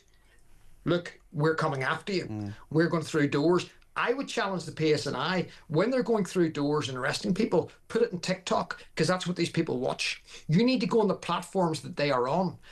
One, to gather evidence and information, and that's a minefield. That is a gold mine, for the police. Yeah. But second of all, go onto their platforms and show actions have consequences. You need to do it in the platforms that they are on. They're not on Twitter, they're on TikTok. That's where the police need to be with this. And that actually is one of my great frustrations when it comes to something we've talked about before on my programmes, John, which is the arrests of people who've supported Hamas or Hezbollah on their pro-Palestinian marches, because we often hear, oh, arrests have been made, but we don't see that footage. And we're living in a video age. The police, it's a very, very good idea, John, and I hope they take it up. I hope they take up that idea. I just want to ask you about Greater Manchester as well. I know you're aware that there are reports of cars being set alight, bricks thrown during a disturbance in Salford. What is your reaction to that, John? Well, it's just lawlessness. And I'm afraid there's a sense in parts of the United Kingdom that this is the done thing now. Destroying your community, attacking the police if they turn up. It's a decay in social order that's really unacceptable, and people look for excuses for it. It's mindless vandalism. And, yes, there's long-term things to do to build community cohesion and divert people away from this crime, but there really needs to be an almighty crackdown when people do it.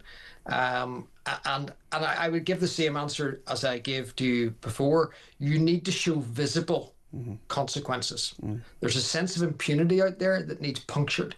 And yes, we can deal with long-term issues, but the police need to be on the front foot, not messing around anymore on some of the daft woke things that they've been doing. Focus on the basics, uphold the law, build respect, and try and build Britain back to being the peaceful place that it can be. I just want to ask you about someone who has messaged into the programme, Graham Bushy. He says Starmer and others refer to the protesters after Southport as the far right. However, he has said nothing about the protesters in Ballymena being far right. Are they also categorised as far right? How would you categorise them, John, or do you think it's fair to do so? See, it's very much a mixed picture. So you will have, first of all, you have a large number of people who come out to protest on the first night who did so peacefully. Because violence against women and girls and sexual assaults, and Northern Ireland's had a big problem with that, is a major issue. So take out the factor of the profile of the suspects, people were going to come out and show solidarity for that family. So some of those people are just law-abiding good people. And it's worth saying the family themselves have called for the violence to stop. Absolutely. You will have other people who are reasonable people, who are not engaged in violence, who will have a legitimate issue about illegal immigration. That is a legitimate thing. You'll have some people who get involved in violence who I wouldn't describe as right-wing because they wouldn't vote or even know anything about right-wing or left-wing politics. They're just wanting jobs. And yet you'll have, within all of that diffuse picture, you will have some with a right-wing ideology. So, it's very much a mixed picture, and sometimes we want to simplify things. These are all right-wing racists. Some of these people would get caught up in any kind of disorder because at the time it seems exciting. At the time it seems attractive. At the time it seems like something to do, until they realise actually they're going to get in big trouble. I'll make one other point. Peter, there was footage of a leisure centre being attacked in Larne, and it was only being attacked and they tried to burn it down simply because people who had been moved from Ballymena, who had been put out of their homes, were temporarily staying there.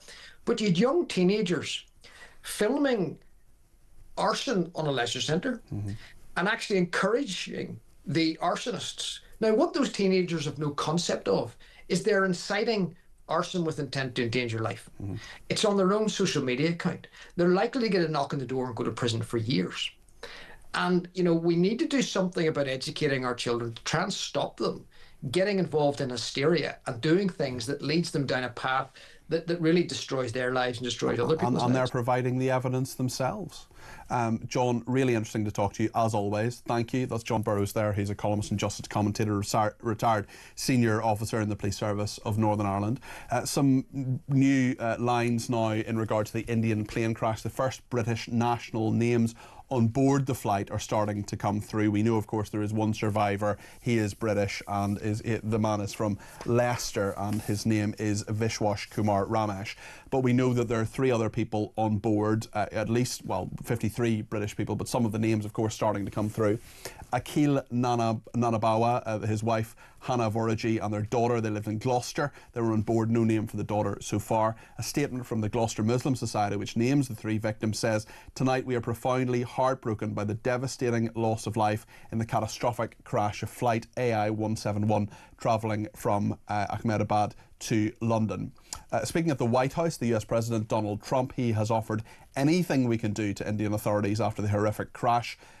Nobody had any idea what happened, he said. It looks as if it was flying just fine. President Trump also said he believed it was one of the worst crashes in aviation history. He was speaking at an event in the East Room of the White House to bar California from implementing the state's electric vehicle mandate, but was, of course, commenting on what had happened in India. We'll get your views on that as well. If you want to get your voice on the air, the number is 0344 499 1000. I know there are people who want to come in on Gibraltar and the spending review as well. We'll talk to them and bring you any latest lines from India in the next few minutes here on Talk.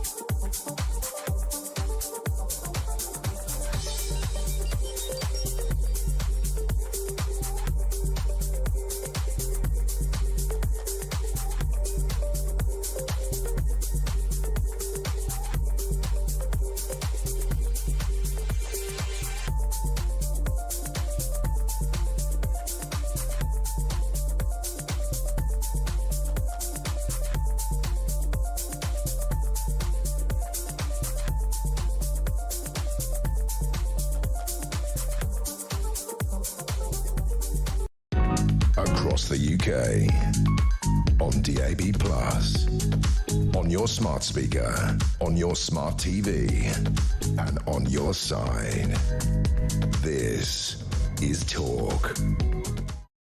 Lots of people annoyed about this Gibraltar decision. Thank you to Keith and Devon, who says, I've been to Gibraltar a couple of times. I wouldn't be giving my passport to the Spanish. Well, Keith, you may not get in if you don't do that. That's the rule from now on. Derek says, hi, Peter. I believe we don't have a written constitution. Maybe it's time we had one. As regards elections, unless a party has it in their manifesto, they shouldn't be doing deals like the Chagos Islands. Derek, I kind of disagree with you on both of those points, actually. I don't think a written constitution necessarily makes a country stronger. Look at Ireland. They have to have a referendum when someone blows their nose. And also in regard to manifestos, well, you know, things change and different problems come up. Boris Johnson didn't expect the pandemic, for example. The course of action that he took there, of course, I have many, many questions and criticisms of, and we'll continue to talk about those on Talk. But really, you know, things that are not foreseeable do have to be negotiated, although arguably Chagos was one of them. But good comment, and thanks for sending it in. You can, of course, text in 87222 with the word Talk in your text. You can send me a WhatsApp message on 0344 499 1000. That's the same number to give me a ring. And on Gibraltar, actually, Craig in Oxford has given me a ring. Craig, you're very welcome to the programme. What would you like to say on this decision? Yeah, well, it's a stupid decision, but it's not unusual these days, is it? I wanted to pick you up on a popular turn of phrase you used earlier, that when Starmer negotiates, Britain loses. I'll put it to you that he's never negotiated, he's capitulated, he's given away, and I wonder what he's going to do when he runs out of things to give away. What hollow, husk of a country will we be living in by the time he's finished? Do you think he cares about Britain? Do you think he's patriotic and says, I'm the Prime Minister of the UK, the people of the UK are my number one concern? No, I think he hates the country. I think he loathes us. And that's the problem. Why do you think that? What's your evidence for that, Craig? His actions, the way he's just constantly eroding what it is to be British or anything that's British. We're not allowed to laud or celebrate. You know, it's not just him. The entire Labour Party are at it. And it's like hatred. It feels like our government hates us as a country. And that is one of the biggest issues, I think, that he's going to face. I imagine he goes home at night and watches reruns of Suits or Boston Legal and thinks he's some sort of fantastic lawyer that's out saving back and he's the good guy, when in reality, he is the villain of this story. Him and his entire front bench are villains. And another villain in Suits as well, Meghan Markle, but that's another story, Craig. On a more serious note, I mean, with the Gibraltar decision, do you think that'll be the end of it, or will there be even more to come, do you think? It'll be the end of it, because what can we do? This is the problem. We're absolutely powerless, and although I don't condone their actions, what you've seen in Ireland with the riots is what happens when powerless people have no choice or feel like they have no choice. And we're living in a pressure cooker.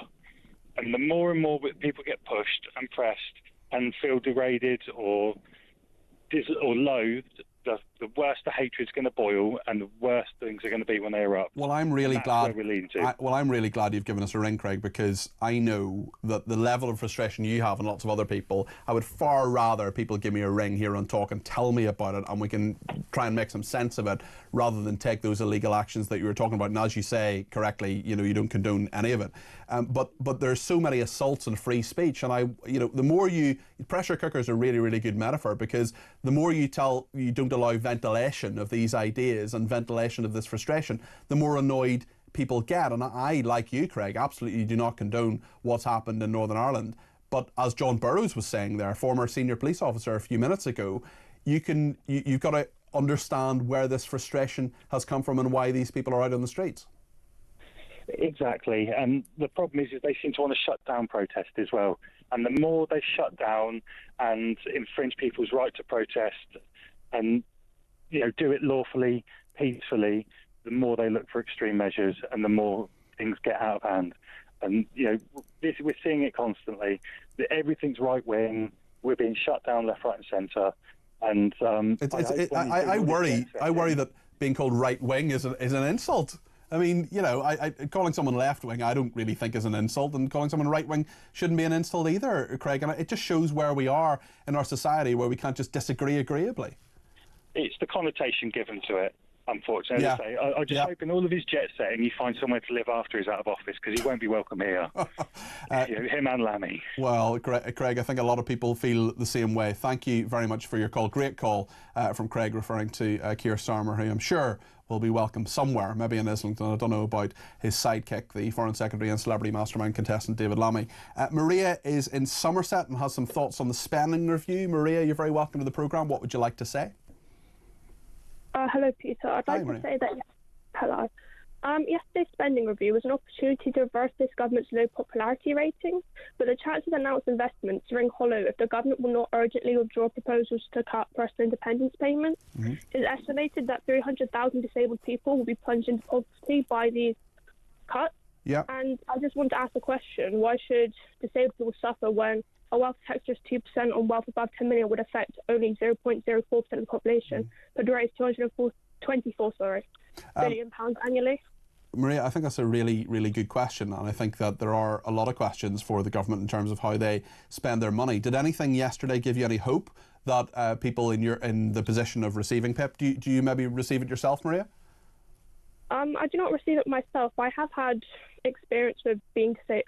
I had a chronic illness for a large part of my life from 10 to about 17, 18. Okay. And I did not qualify for PIP myself. Yeah. But with all the hospital appointments I had to do quite regularly, with being in a wheelchair for some parts of my life in that time period, I did have more costs than a non-disabled person would have. And unfortunately, it fell just, to my mum. Yeah, but you of course know the struggles and the thought processes that so many people who are on PIP or other benefits are thinking about at the moment. And I feel really sorry for people like you and others. I know hopefully things are better now, Maria, but there are so many people who are thinking, hold on a second, I've done nothing wrong. I'm disabled or in receipt of PIP for a different reason. And actually, there must be a lot of nervousness from so many people wondering what on earth is actually going on here with welfare reform. Yeah, definitely, because it seems like the government doesn't have a fundamental understanding of what PIP actually is. Jaron Jones called it pocket money, when really it's a lifeline for disabled people, because it's the simple fact that being disabled does cost you more on a monthly basis. He didn't quite call it pocket money, but he made a very, I think was quite a tasteless kind of comparison to children's pocket money. So he didn't quite call that, but I know what you mean, Maria. Maria, just before you go, are things better now? Is life better? It is better thanks to the wonderful doctors who cured me. Well, I have been in remission for quite a while now, and I haven't had issues with my disease, as it's usually one that only affects in childhood. Okay. So I haven't had any issues recently. Okay. Well, Maria, I wish you good health. Thanks for your call. Great call. That's Maria in Somerset there. Really interesting to hear from her. I know there are more calls coming into the building as well. Let us know your thoughts. 0344 499 1000. Of course, today's Drive Time programme absolutely dominated by what's happening in India. We're going to get the latest, find out what's next in all of that. Lisa Minow is with us in a second. She is the Sun's travel editor. She'll be live here in the studio with the latest. And of course, any lines that are new, we will let you know. We'll get Lisa's expert analysis in just a second. Stay with us here on Talk.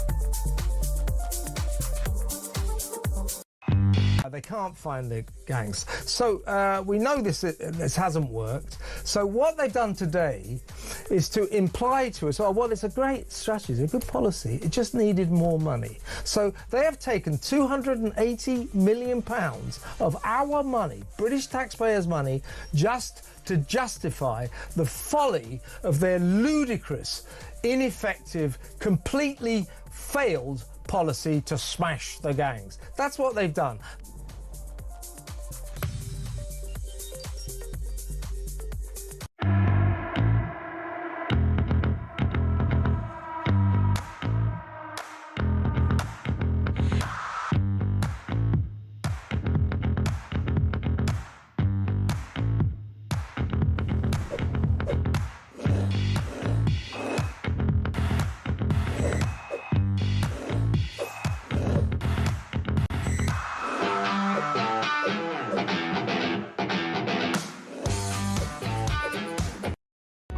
Across the UK, on DAB+, on your smart speaker, on your smart TV, and on your side.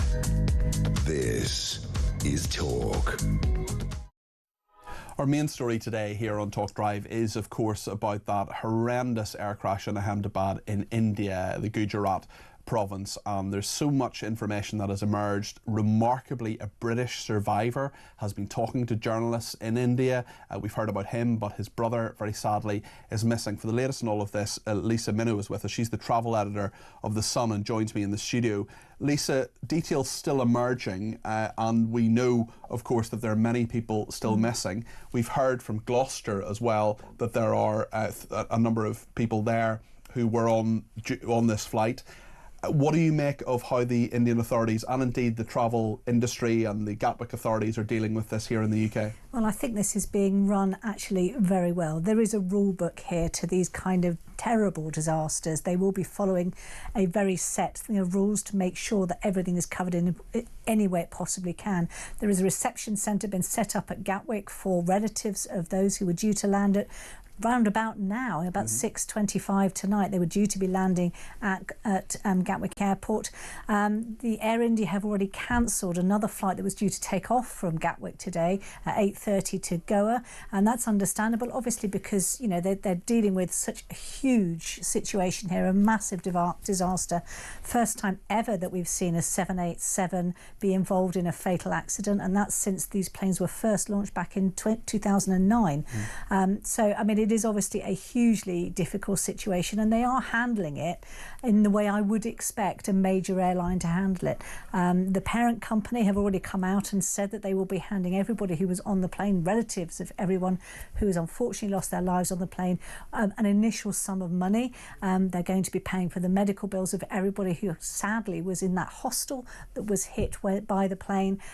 So they're doing everything they can so far, but I think what everyone will want to know, the one thing everybody is going to be asking is, how did it happen? And we will get more information on that as time goes on, but this is a painstaking process, isn't it? And you already have all sorts of theories halfway around the world before the truth gets its boots on. From a journalistic perspective, I just wonder how you can piece together, and for the families as well, and people wanting to know about this, our viewers and listeners and readers of The Sun as well, how can you make sure the information you're getting is correct, especially when, for example, that British survivor, when we saw that was a few hours, maybe 3 hours ago, we were going, hold on a second, that can't be real. And of course it is. Yeah, exactly. And it's a case of making sure that everything you actually report on is double and triple checked, and you're only going on verified sources. So you're not talking to a person standing in the street at Ahmedabad. You're making sure that you're talking to the Air India itself, making sure you're talking to the police, National Security Services, whoever else it would be. But those have to be verified, and those sources have to be verified and then double and triple checked, particularly in a case like this, where obviously the lives of so many people have been taken, and you have to make sure that you're doing everything by the book. What is your advice from your perspective, your great knowledge of these things, to the families? If there are people in the UK or friends and family who want to support them, what kind of information can they expect? What should they do? Well, there is, as I say, a reception centre set up at Gatwick for anyone who was expecting a relative to be, or a friend or relative to be flying in. There is helplines set up, and they're very specifically set up for family and relatives, friends, to call to actually find out what the next step would be. We've already seen that there's going to be significant amounts of DNA sampling being taken in Ahmedabad itself, but I think that probably would then reach out, because obviously with so many British nationals involved in this, it's going to be a very, very tough few days for the friends and relatives of anyone who has been impacted by this. The Prime Minister, Keir Starmer, has said the crash of the Gatwick-bound plane in India with 53 British nationals on board was absolutely devastating. He said the investigation will take some time. That's the breaking line from Downing Street. I don't know if that was an on-camera thing that he said. If it was, we will of course bring that to you when we have it, but the Prime Minister saying that it's absolutely devastating. The investigation, of course, will take some time. What happens now, Lisa, in the sort of 24 hours after this? So the air crash investigators from India, particularly to start with, but also with the help of our own actual air crash investigators, a team will be flying out to India, because we have so many British nationals impacted by this, so they will be joining that investigation, and it will be starting literally from now, and they will be going through every single tiny littlest bit of debris to make sure that they have covered every base possible in terms of working out what exactly happened to this plane. And there's so many questions, aren't there? This process takes such a long time. In terms of the Dreamliner itself, a very popular plane, one in which many thousands of people, I'm sure people watching and listening, may perhaps have been in it. And I mean, what do we know about that plane itself and its safety record? Well, its safety record is impeccable. This is the first time we have seen a fatality on one of these planes. The Dreamliner, it was really a sort of a revolutionary plane when it first launched back in 2009. There's over 1,000 of them in the skies. We've got the likes of British Airways, Virgin, all using the Dreamliner. It was known at the time to be a bit of a game changer because it was so efficient, fuel efficient, and also the way that the plane was designed, it was much better for those who suffer from that sort of jet lag. It was much better for jet lag in that sense. Lighter, brighter planes, and this is the first time we have seen a fatality. So, you know, it's had an perfect record up until now. And of course, what has happened now, and you mentioned, you know, how many tons of fuel will have been on the Dreamliner, so it can go unimpeded and without a break in very long journeys, such as from India to the UK. We know as well that this is, as you say, a very popular and impeccable safety record so far. But the implications of this will have huge implications for those 1,000 other aircraft, won't they? They'll be. It's not just the relatives and the company and Air India and so on. There are all those other companies, all those other aircrafts that are waiting for that information to find out, is there something we need to change on our own Dreamliner? That's right, and that's one of the great things about the air industry, is that information is shared instantly. It's not something that people try to gatekeep. Everybody, in the interest of safety, is sharing all that information at any time. Obviously, we have had with Boeing the issues, not with the 787 Dreamliner, which this incident involved, but with the 737 MAX. Now, that was obviously something we saw, two really disastrous, fatal crashes. Over 200 people died.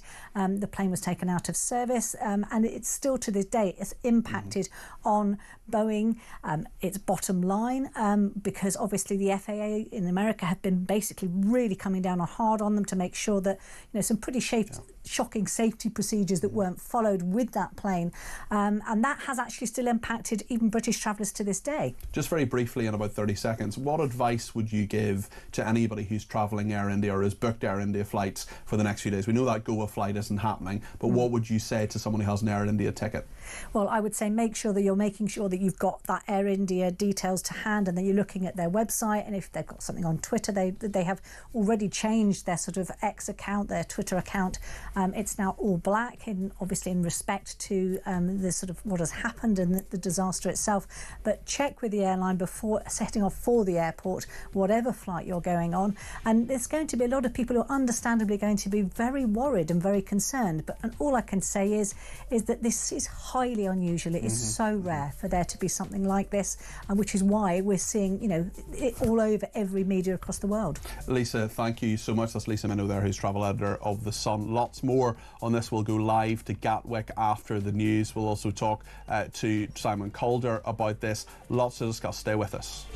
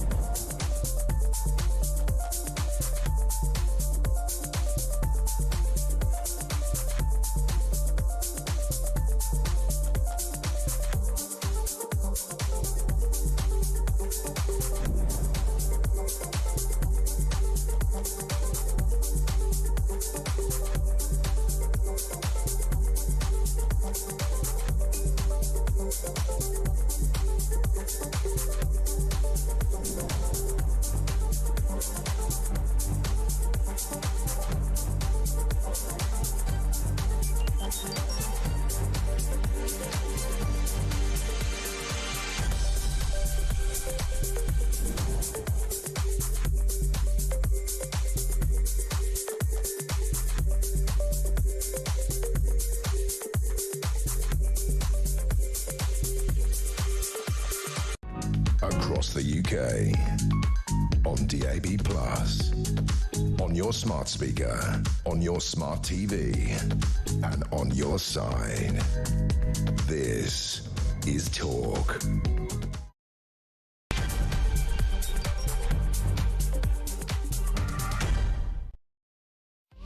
Good evening, this is Talk Drive. I'm Peter Cardwell. Thank you so much for your company this Thursday evening. Our main story, of course, is what has happened in India, the absolutely dreadful crash there that has left hundreds of people dead.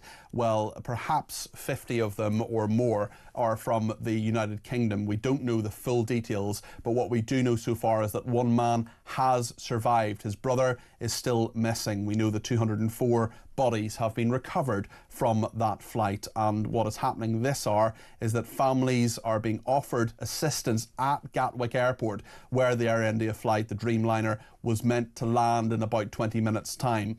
We know Air India has said that there's a flight this evening taking off for Goa that will now not take off. That won't happen, and as of course we get distressing images, there will be distressing content in this programme in the next hour, so please be aware of that. Let's go directly now to Gatwick. Jake Robson is the Talk correspondent. Jake, what's the latest there?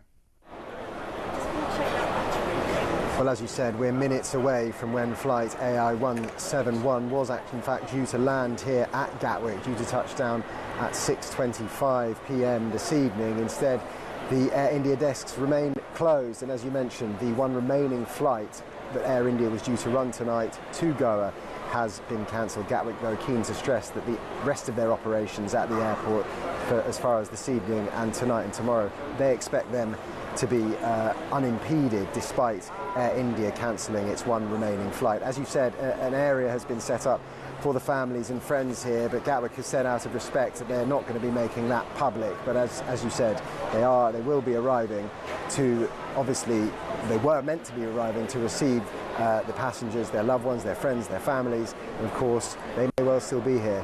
That plane won't be arriving. There are many other passengers going to lots of other arts and parts of the world, Jake. How are they reacting to the news of what's happened in India? Is there any tension or nervousness about flying from them? I'm sure they're as upset and concerned as the rest of us.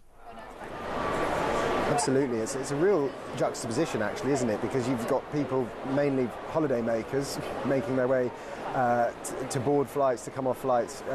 Holiday's supposed to be a happy time, and of course this is a very unhappy story. We have in fact had various people come up to us and say, who are you waiting for? Why are you here?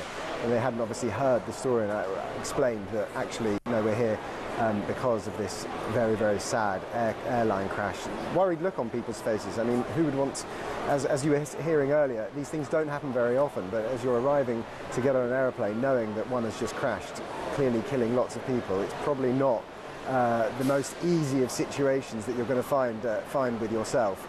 But as I said, yes, perhaps uncomfortableness, I'd say, would perhaps be the word to use for the mood around here tonight. OK, Jake, thank you. That's Jake Robson there, our Talk correspondent. Let's go to Simon Calder, because investors in India, Simon will know as travel correspondent of The Independent, they'll be working through the night trying to identify the cause of the plane crash that cost hundreds of lives. And Air India Flight 171, we know it came down very shortly after takeoff from the western city of Ahmedabad, and Gatwick, as we were talking to Jake there, the plane will not make it there, as we know, and those relatives, of course, very, very distressed. What the investigators will actually be looking at and what the significance of that means on the tragedy for aviation safety more widely, that's what I want to talk to Simon Calder, travel correspondent of The Independent, about. Simon, what are the implications of this horrendous crash? Well, this is, of course, unspeakably awful, and our hearts go out to everybody who's affected by this, the loved ones of the people on the aircraft, passengers and crew, and, of course, the people on the ground who have fallen victim to this. The investigators, exactly as you say, Peter, will be working through the night. They are really, really keen, these aviation professionals, to find out as early as they can what caused this. Now, this is, of course, naturally partly because people are desperate to know, to understand what happened. But actually, there's a more significant aspect of that haste, and that is simply because if there is some hitherto unidentified problem that could possibly manifest itself in other circumstances, they will want to communicate that to the wider aviation community. For now, though, I've been talking to a wide range of aviation people, and as with any crash, wild speculation is simply completely unhelpful to everybody. And it's just worth thinking that there will be a whole spectrum of possible causes that the investigators will be looking at, everything from a possible bird strike that took out both engines to whether there was some human involvement in this or whether a mechanical failure was responsible. And Peter, you and I have tragically talked about a number of previous crashes, and they tend to have a whole sequence of events which very often have simply never happened in that order before, and which, when they all line up, end in tragedy. But at this stage, let us just hope that the investigators can find the cockpit voice recorder, the flight data recorder, and start analysing those to find out what happened in those few seconds of just before disaster. The Prime Minister has been reacting to this. We'll hear his words in just a few seconds. He said that it's absolutely devastating.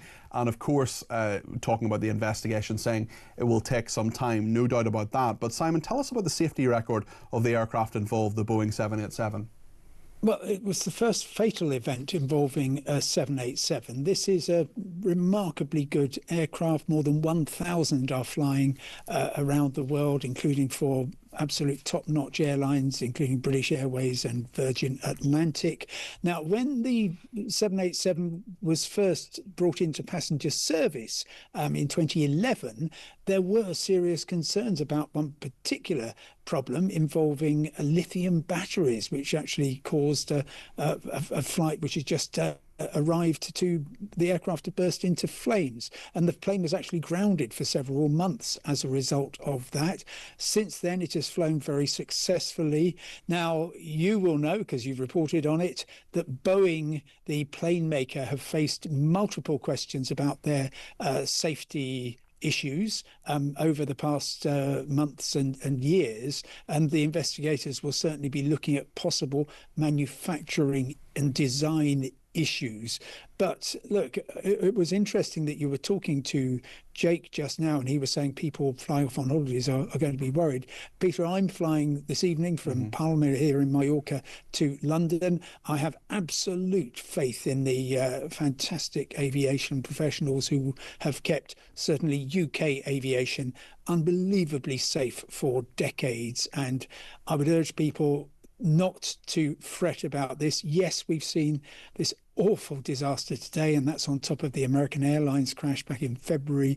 In the final week of 2024, there were two other fatal accidents, very sadly. And I don't want to be alarmist about this, Simon, and I don't want to set any hairs running in all of this, but there will be people who see this tragedy and 3 other passenger jet crashes in the past 6 months, and they will conclude that aviation is becoming more dangerous, won't they?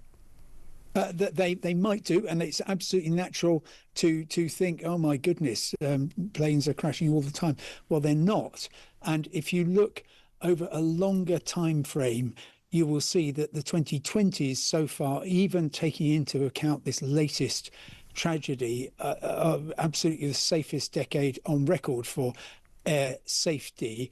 And look, there are many issues to be fearful of in transportation. And if I can just give you one very sad figure from the roads of India, every day nearly 500 people on average lose their lives on the roads of India. More than twice as many people who were on board the plane which so tragically crashed today. I certainly don't want to diminish the... No, of course, and you're absolutely not doing that, Simon, but you are giving us a very reasonable statistical comparison there. I just wonder, this has happened so many miles away from many of the families of the 53 British people who were on board. What is your advice to them to do? Should they stay put? Should they go to Gatwick? What should they do you think? Well, I know that the government, the Foreign Office, is working with the authorities in India. Aviation in the UK is extremely safe, but there are very, very good disaster recovery professionals who will be putting things in place so that the loved ones of the people on board this aircraft are cared for as best they possibly can be. At this stage, well, it's impossible to one can barely imagine how they are feeling. But at this stage, I would simply urge them to talk to officials, call the Special Foreign Office number, and there will be help and care which is made available, including, I imagine, in the coming days, taking people, loved ones of the victims across to India. And of course, Air India is a very, very popular airline. It carries many, many thousands of people. There'll be lots of people who have tickets for flights on Air India in the next few days. We know the Goa flight that was due to leave this evening from Gatwick has been cancelled, and I'm sure the passengers have been made aware of that. But if there are people watching or listening to this who think, oh, hold on, I'm flying with Air India anywhere, and they fly on lots of different routes, not just India, over the next few days, what do you think they should do? What advice would you give them, Simon? Well, be prepared for a certain amount of disruption, particularly if there is, for example, some issue with the aircraft involved that the investigators find. But please fly with confidence. You have got great aviation professionals every step of the way doing everything they can to keep you safe, to get you to your destination, whether it's on holiday, whether it's to see family or on business. Aviation is wonderful at connecting the world, and almost every time people will arrive safely and happily at their destination. I'm just so sad that this has been such a terrible day. Simon, thank you very much indeed. That's the Independent's travel correspondent, Simon Calder, speaking to us from Mallorca there. He's getting on a flight this evening, he says, with confidence. Thank you to Simon. We heard from Jake Robson as well a little bit earlier on. I just want to remind ourselves of the statement from the Air India Chief Executive, Campbell Wilson. This is what he said a little bit earlier on today. I want to brief you on a serious incident that involved an Air India aircraft a short while ago. But first, and most importantly, I would like to express our deep sorrow about this event. This is a difficult day for all of us at Air India, and our efforts now are focused entirely on the needs of our passengers, crew members, their families, and loved ones.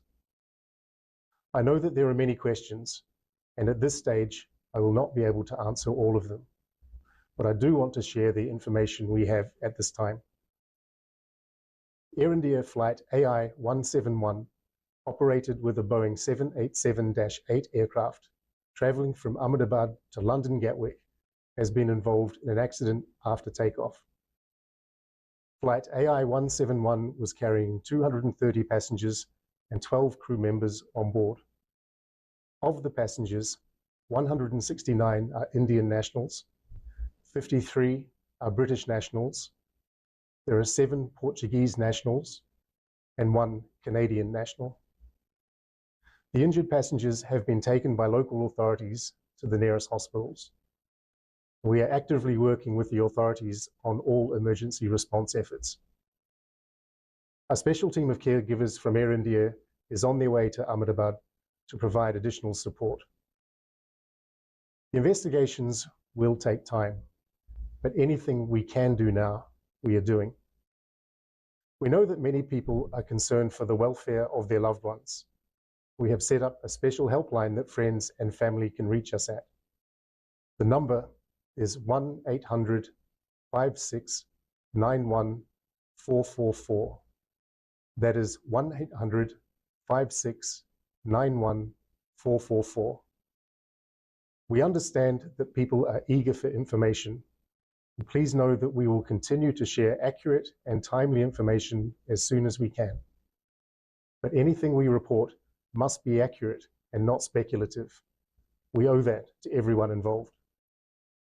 For now, our teams are working around the clock to support passengers, crew, and their families, as well as investigators, however we can.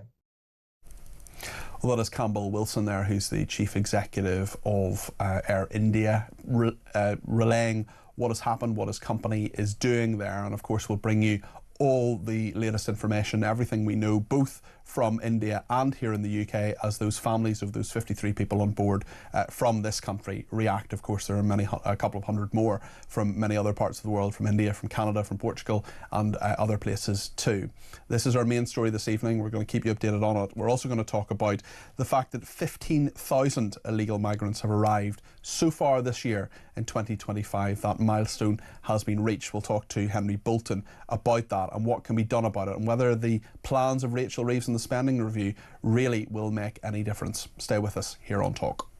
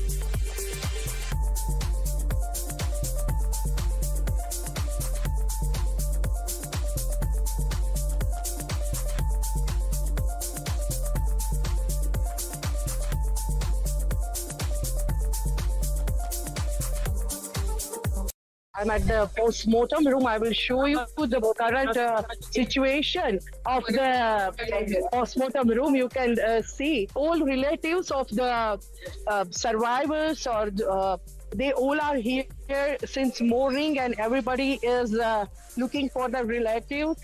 Particularly if we talk about the flights, it was Indian Airlines and 242 passengers were on board, and this is the current situation is at the post-mortem room.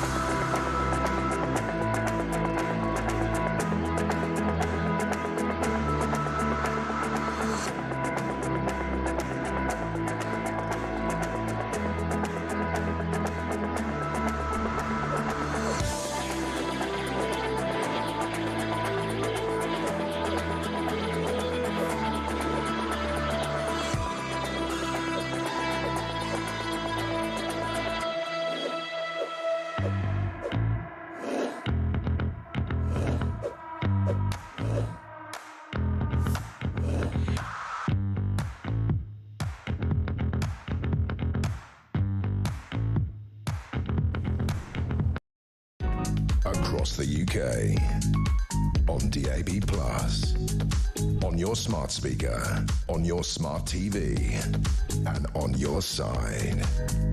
This is Talk. Well, thank you so much for your company this Thursday evening. There are just horrendous scenes in India, and we will, of course, bring you the very latest on that. Of course, it's a tragedy not just in India, but here in the UK as well. We know that at least 3 people of those 53 people on board have been confirmed dead. We've heard their names, in fact, from a local Muslim organisation has said that in Gloucester. We know very happily and almost miraculously that there is a man from Leicester who walked away from the plane with only minor injuries.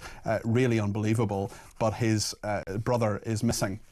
And we know that 204 bodies have been recovered, and a lot of what we're hearing about is, of course, getting the DNA evidence and making sure that those bodies are properly identified. But we know that Vishwas Kumar Ramesh, who you're seeing on the screen at the moment if you're watching, he told the Hindustan newspaper that he heard a loud noise around 30 seconds after takeoff before the plane went down. It all happened so quickly. When I got up, there were bodies all around me. I was scared. I stood up and ran. There were pieces of the plane all around me. Somebody grabbed hold of me and put me in an ambulance and brought me to the hospital. That footage you're looking at now is him limping away. There's blood on the back and dirt on the back of his t-shirt, but somehow he managed to walk to an ambulance after that absolutely horrendous crash, and has been speaking to reporters as well. His brother Ajay was seated in a different row on the plane, and he is missing at the moment. His family in Leicester, of course, standing vigil and worried about that. We'll bring you the latest on that story and any new lines that we get, but that British Indian survivor has been named as Vishwas Kumar Ramesh, and that's been confirmed. He is from Leicester. I want to talk now about illegal immigrants coming to the United Kingdom, because a key milestone has been crossed, and that is that so far this year, in 2025, not talking about since Keir Starmer became Prime Minister, I'm talking about so far in 2025, in the last 5 and a bit months, 15,000 migrants have made the crossing so far, in the worst year ever for small boat crossings so far. This is multiple small boats being intercepted in the English Channel by Border Force. Some of them, of course, are not being intercepted. Some of them are coming to these shores and not being counted. But on Saturday the 31st of May, just a couple of weeks ago, not even a couple of weeks ago, 1,194 migrants arrived in the UK on 18 small boats. That was the highest number of arrivals in a single day. Keir Starmer says he's going to smash the gangs. We heard in the spending review yesterday that Rachel Reeves says that what she wants the Home Office to do, and what they've agreed to do, is to not use asylum hotels by the end of the Parliament. Well, how realistic is that really? Henry Bolton is an international border control expert, and he's the Social Democratic Party spokesman for Foreign Affairs, Defence and Security. Henry, how realistic is it that those numbers will come down in any way? It's just going to get worse, isn't it? There are three things that are getting worse. First of all, the number of people crossing the Channel. Secondly, the number of people who are coming still in the back of trucks through Dover and so on. And thirdly, the amount of money that we're having to spend on managing the consequences of all of this. The idea of moving people out of hotels, fine, but where are they going to go? Now, the government has said that the way they're going to do that is by speeding up the asylum claims processes, which is going to cost money to do that because they will have to put resources into it, or they simply it's a tick box exercise and they just fast track these claims through, which by default will mean granting them, which means that these people, although they're not accommodated at the taxpayers' money expense, they are still in the community somewhere. And if you're going to house them, if you're going to pay for their housing, the other thing is that they were talking about speeding up removals, deportations, returns. That again costs money. The only way that in the long term we're going to be able to reduce the amount of money that the taxpayer pays out on this is by stemming the flow. And the only way to do that, there's all sorts of things that can be done. The government's putting more money into another 280 million into the Border Security Command, but which will it's being misused. It's not being used in an effective way, so that's not going to come to anything. But the only thing that really is going to work is by detaining these people the moment they set foot on UK soil, detaining them securely behind wire, ideally somewhere like Ascension Island, and then very rapidly, so long as that's a zero sum, that's black and white, you are going to Ascension, to this secure facility until we can remove you, or until such time as you ask to go home, then that's the only deterrent that'll work. But you're not going to end up with tens of thousands of people there, because very quickly it's going to switch off. Do you think Rwanda would have worked? Do you think that would have actually stopped people coming to these shores? Because the worry, I know, was that European judges would rule it something that couldn't happen. But there was some evidence to suggest that people were changing their behaviour when they wanted to come to this country, even before it was implemented. Indeed, and it was slightly. There are a number of things. If you're going to do what we're proposing, is you're going to have to leave the ECHR.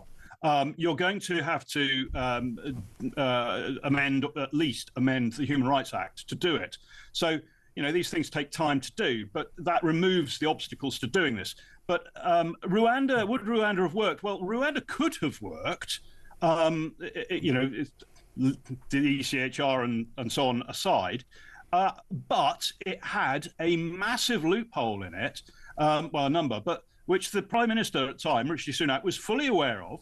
Robert Jenrick had made him aware of that, but he chose anyway to put the legislation through as it was. So it was fundamentally flawed in design, but in practice, yes, it would have had much the same effect. But we didn't have control over Rwanda. We've got control over Ascension. There were other alternatives. But again, it costs money. You have to build such a facility. But as I say, the idea that we can just cut money from this process and expect the flow not to at least stay the same is for the birds. We have to put in place a proper strategy to stop the flow, and then we'll see a reduction in the cost of dealing with the consequences of that flow across. But as I say, it's not just the boats. Last year, 2024 over 2023, there was an increase of around about 20% in the number of people coming across in trucks. We've still got all of the cocaine, all of the heroin that comes into this country comes across our borders. And the suggestion was that the trucks were in some way that this was less of a problem. The trains and the trucks were less of a problem because small boats was the problem. But as you correctly say, people coming across and again risking their lives sometimes in refrigeration vans and things like that, that is a major issue, and that Border Force are supposed to be dealing with. Indeed, and you mentioned, or you alluded in your introduction to this piece, you talked about some people are not being sort of counted in, if you like. That's true. I've seen it myself here down in Kent. Only a few months ago, I saw 8 people who were quite clearly coming up from the cliffs. They were quite clearly not locals. They'd quite clearly come in on a boat, on a small dinghy. They hadn't been intercepted at all. A week ago today, in southeast London, 13 migrants were caught trying to escape from the back of a truck in Charlton, in southeast London. So, these people are still coming in under the radar, so to speak. So the numbers we've got are below what we're at. The numbers being counted, if you like, are below those actually coming in. So we've got all manner of problems. As I say, we've got to deal with why they're leaving, where they're leaving, why they're coming here, all the benefits, so on. But we've got to apply a deterrent. As long as we do what we do, Peter, which is giving these people accommodation, or fast-tracking asylum claims, or letting them work in the economy, whatever these things are that we're doing, they are encouraging this movement. They are an attraction to these people. And until the government understands that, then they will continue to come in ever-increasing numbers. If there is no deterrent, then, and there's only benefit to be had, they will keep coming. And that's my fear. The government still is tinkering around the edges. There's an abject failure of leadership here. Okay, Henry, thank you for your thoughts there. That's Henry Bolton there, an international border control expert. He's also the Social Democratic Party's spokesman on foreign affairs, defence and security. We'll be talking more about the India plane crash, the London-bound passenger plane carrying 242 people. A Liberal Democrat spokesman for London and chairman of the Future of Aviation, Travel and Aerospace All-Party Parliamentary Group is Luke Taylor. He will be with us in just a minute. We'll also hear what the Prime Minister has been saying about this. Stay with us here on Talk.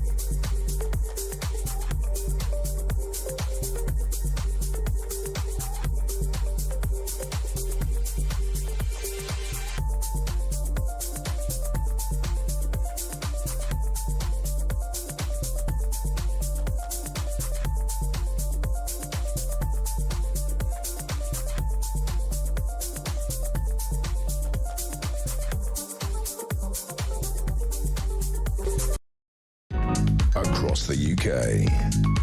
On DAB+, on your smart speaker, on your smart TV, and on your side.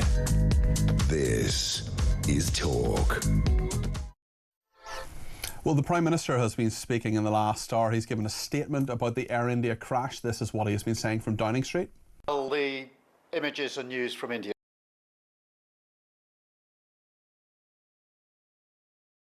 Problem with that. We just have a problem with that clip from the Prime Minister, but we'll bring it to you as soon as we can. In the meantime, let's speak to Luke Taylor MP. He's the Lib Dem MP and has many areas of expertise in all of this. He's an aeronautical engineer by trade. He's also chairman of the Future of Aviation, Travel and Aerospace all-party parliamentary group. He's the Liberal Democrat MP for Sutton and Cheam in South London. Luke, you're very welcome to the programme. What a horrendous tragedy and so many questions about what has gone wrong here. You, of course, will have some insight, some theories. I just wonder what your reaction is. I mean, the reaction is exactly as you say. It's shock. And whenever we see incidents like this, it's incredibly upsetting. I think our first thoughts are obviously going to be with the family and the friends and the colleagues of those involved. We are always hoping for the best news. I think the latest I've seen is that there has been one survivor. Hopefully we get better news in the coming hours. I think the important thing, if anybody's watching that has any involvement with it, there is a reception centre being set up at Gatwick Airport. And there's also a contact phone number for people to get in touch for support.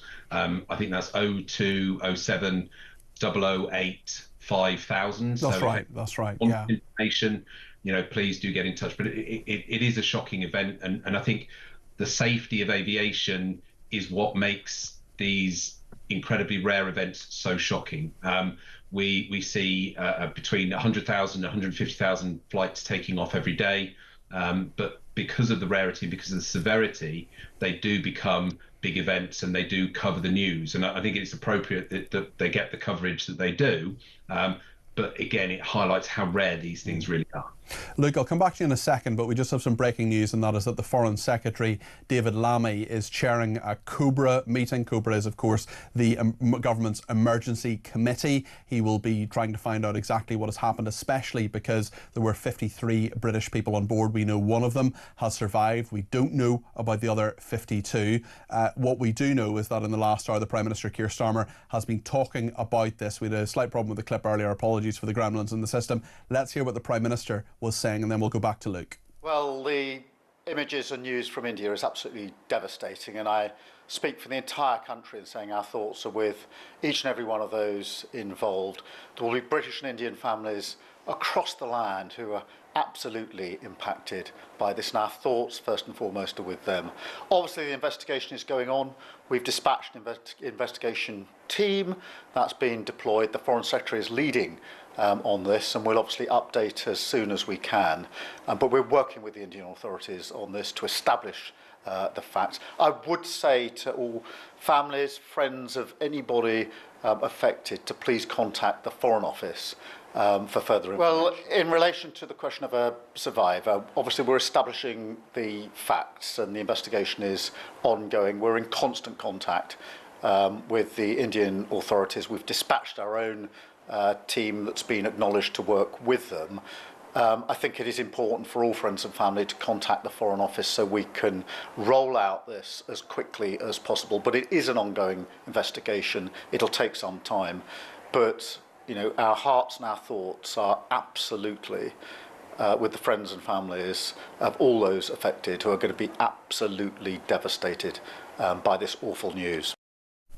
The Prime Minister, Keir Starmer, speaking at Downing Street a little bit earlier on, and he was referencing there, although it wouldn't be drawn, on the aspect of Vishwas Kumar Ramesh. That is a man from Leicester who has almost miraculously survived this aircraft. There's a picture of him on the screen for those listening on the radio. He seems to have fairly superficial injuries. He actually walked away from the plane, and we can see that on the screen now. There's footage of him limping away and having a bit of blood and mud and dirt and dust, of course, but nonetheless walking towards an ambulance, which is extraordinary. Let's go back to Luke Taylor. Luke, sorry to keep you waiting there, but I think it was important for our viewers and listeners to hear what the Prime Minister had to say. Similar sentiments, of course, to your own, and bringing your professional experience of being an aeronautical engineer to this. I wonder what you make of the fact that this has happened and the many, many questions that will be asked now of that particular plane, of the people on board, and particularly the pilot.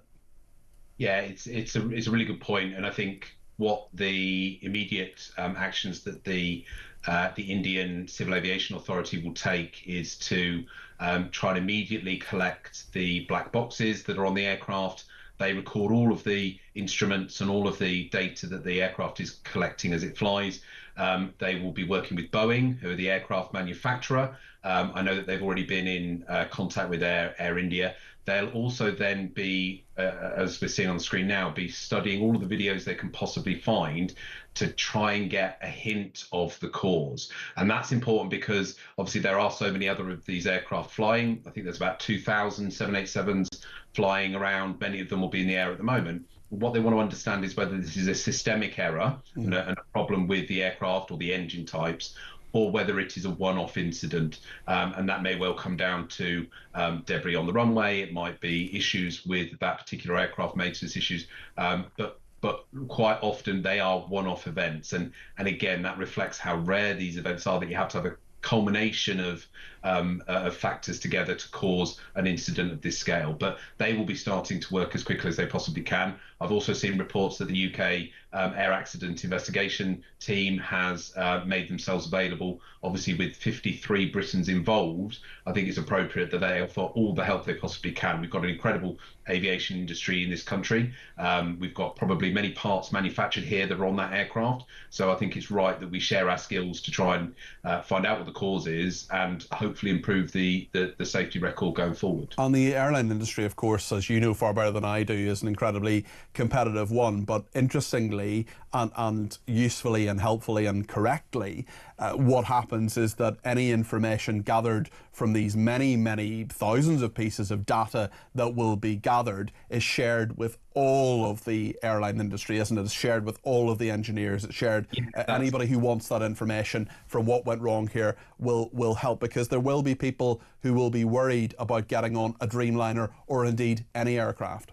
Yeah, that's exactly right. And I think when you have an industry that is safety focused, safety first, you do get that sort of information sharing, because it's not just the airlines, obviously, as well as there's the manufacturers. And there are only 4 or 5 major manufacturers of aircraft that operate around the world, at least in the Western world.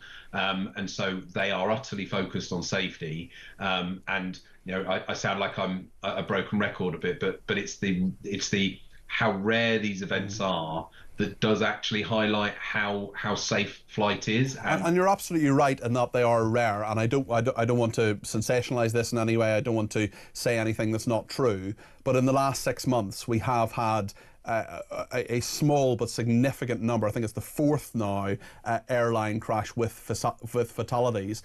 And there will be many people who will be looking at that and thinking, is it as safe as I think? What would you say to reassure them as not just an MP but also an aeronautical engineer? It's a really good point, and when you see clusters like that, you will inevitably worry about getting on an aircraft. I think that the frequency of aircraft flying is huge. The number of passengers, number of miles that you fly everywhere is astonishing. I think the figure again that I saw was about every day up to 150,000 aircraft flights that operate, and you know, seeing 3 or 4, as you say, and I can't recall exactly that number myself, but even that sort of number in a 6-month period is very. I think it's 4 in 6 months. That's certainly what I read earlier. But yes. Yeah.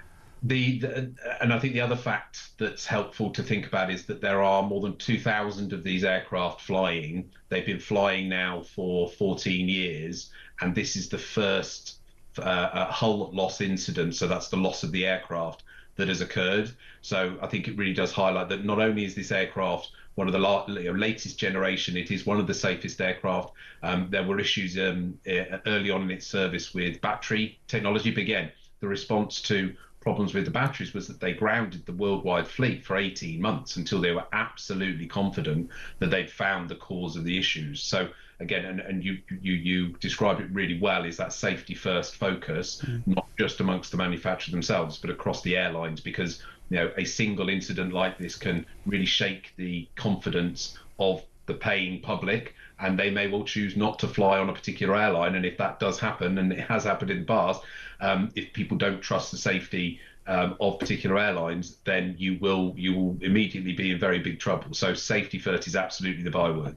Knowing the airline industry as you do, Luke, I just wonder how you think Air India have dealt with this so far, because they'll be in shock, and I'm sure many of their employees absolutely devastated too. They've lost loved ones as well. Oh, absolutely, yeah, and I think the immediate press conference, I think that the representative from Air India held, reassuring passengers and the public and families and friends that they were taking immediate action on this, was reassuring. The fact that, and again, it's not the airline, but I'm reassured that the government have could Cobra, because of the sheer number of British passengers on this flight. And even if they're not British, there will have been so many passengers flying here to visit family and friends who, even if they're not British nationals, they will have links to communities in the UK. So I'm sure that there are MPs around the country who are getting calls from residents. I haven't seen my inbox yet, but hopefully that hasn't affected people in this area. But obviously there's going to be some incredibly tragic scenes and some incredibly upsetting conversations had over the next couple of hours. And I'm sure that Air India will be doing whatever they can with their offices in the UK. They've got a big presence, airlines in the UK.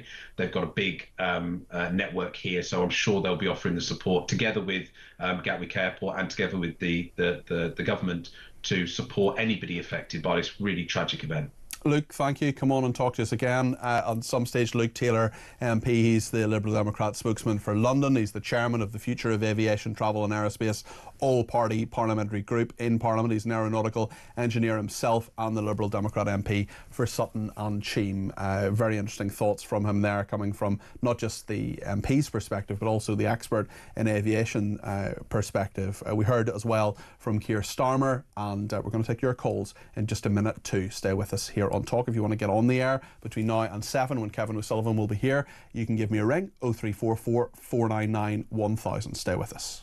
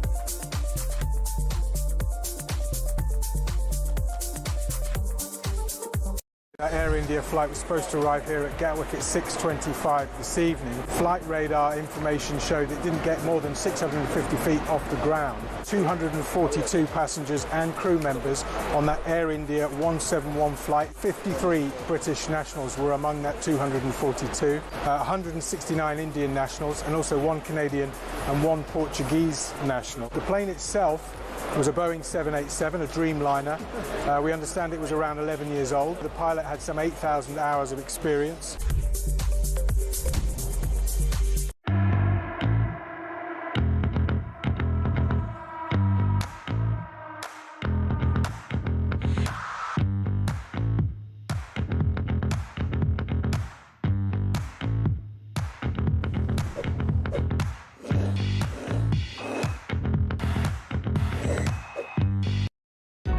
Across the UK, on DAB+, on your smart speaker, on your smart TV, and on your side.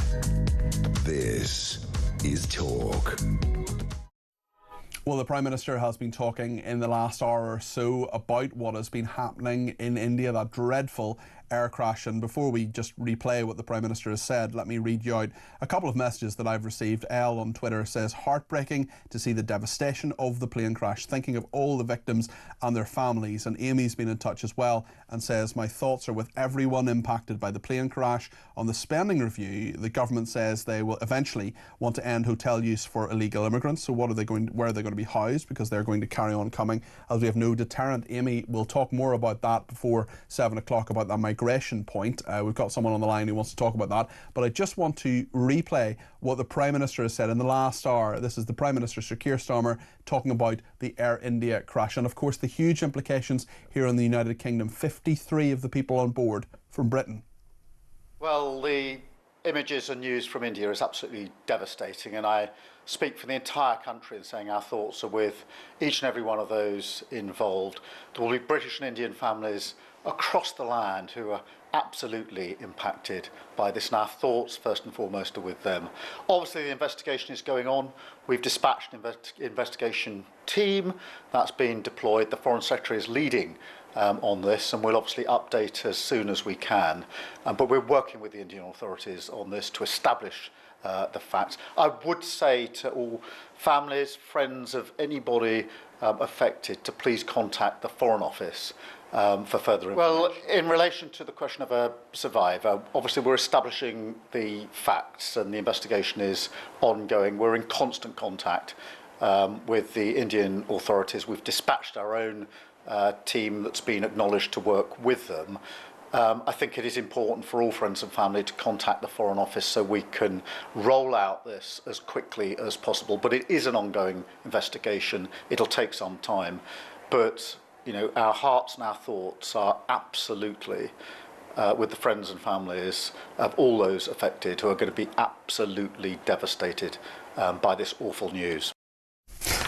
Well, of all the people on board, we know there is at least one survivor. He is British. His name is Vishwas Kumar Ramesh. He's believed to be the sole survivor of Air India Flight 171. His brother, Nayan Kumar Ramesh, who told Sky News, he video called their father moments after the crash to say, I don't know how I'm alive. This is how the brother of the survivor, Vishwas Kumar Ramesh, his name is Nayan Kumar Ramesh. He spoke to Sky News a little earlier this afternoon. This is what the brother here in Leicester in the UK said. He video called my dad saying, oh, the plane's crashed.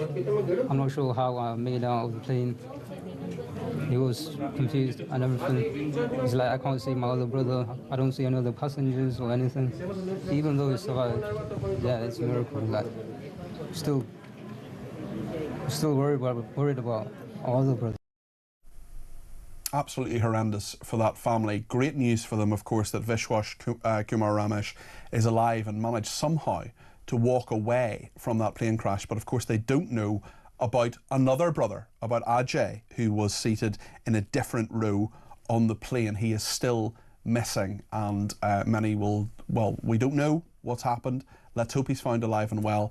But I think realistically, we know that is perhaps a distant prospect. We also know that the Chief Executive of Air India has been speaking this afternoon. His name is Campbell Wilson, and this is the update he gave.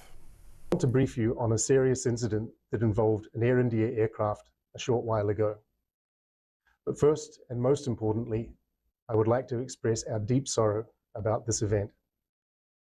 This is a difficult day for all of us at Air India, and our efforts now are focused entirely on the needs of our passengers, crew members, their families, and loved ones. I know that there are many questions, and at this stage, I will not be able to answer all of them, but I do want to share the information we have at this time.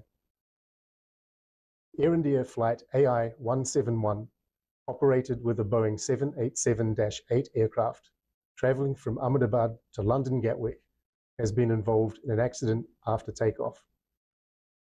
Flight AI 171 was carrying 230 passengers and 12 crew members on board. Of the passengers, 169 are Indian nationals, 53 are British nationals, there are 7 Portuguese nationals, and 1 Canadian national. The injured passengers have been taken by local authorities to the nearest hospitals. We are actively working with the authorities on all emergency response efforts. A special team of caregivers from Air India is on their way to Ahmedabad to provide additional support. The investigations will take time, but anything we can do now, we are doing. We know that many people are concerned for the welfare of their loved ones. We have set up a special helpline that friends and family can reach us at. The number is 1-800-5691-444. That is 1-800-5691-444. We understand that people are eager for information. Please know that we will continue to share accurate and timely information as soon as we can. But anything we report must be accurate and not speculative. We owe that to everyone involved. For now, our teams are working around the clock to support passengers, crew, and their families, as well as investigators, however we can. Campbell Wilson there, the Chief Executive of Air India, giving that update. And of course, Kevin O'Sullivan will continue to talk about this story. He's on between 7 and 10. We'll chat to him in a second. But before we do, I just want to talk to a couple of our viewers and listeners. Ella's in Cornwall and has some thoughts on the spending review. Ella, what are your thoughts this evening? Hi. Hi there. Yes, I was listening to your discussion about the spending review, and something that came up was that it won't stop. It's possible with this spending that actually taxes could rise again for working people in the autumn. Yeah. And I think lots of this comes down to the fact that Rachel Reeves consistently hasn't brought about changes to the tax system. For example, taxing the wealthiest in our society. And actually this would bring a lot more money into like spending for public services and could immediately improve people's lives. Mm-hmm. And I think, she's consistently just not brought about these changes that we need. Listen, thank you for your thoughts, Ella. I'm afraid I've just got to move on to something else. I'd love to talk to you more on another occasion. But we've just received a voice note from Shivani Raja, the MP for Leicester East. Of course, we know that in Leicester there is a family devastated with the news today, and the Conservative MP Shivani Raja, MP for Leicester East, has sent us this voice note. Let's play this. I was deeply horrified, along with many of my constituents here in Leicester East, waking up to such tragic news. My deepest condolences, first and foremost, to all the passengers on board and their families, and my thoughts and prayers with all the residents that have been impacted locally in Ahmedabad and the emergency services and rescue efforts on the ground. It's a very heartbreaking, tragic situation. My understanding is that there are potentially several residents of Leicester on board that flight. However, we are awaiting official reports on this. I absolutely will be asking questions and demanding answers from Air India, the Indian authorities, and the CAA regarding the safety of this flight. I've personally experienced delays on this flight due to malfunctions, and so have several of my constituents. So I'm not trying to raise any speculation here, so please don't think that, but I definitely will be demanding answers and finding out, what caused this tragedy.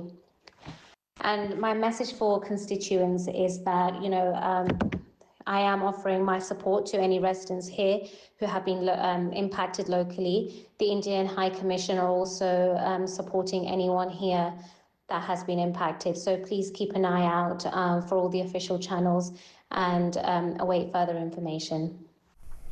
Well, that's a voice note we just received from Shivani Raja MP. She is the Conservative MP for Leicester East.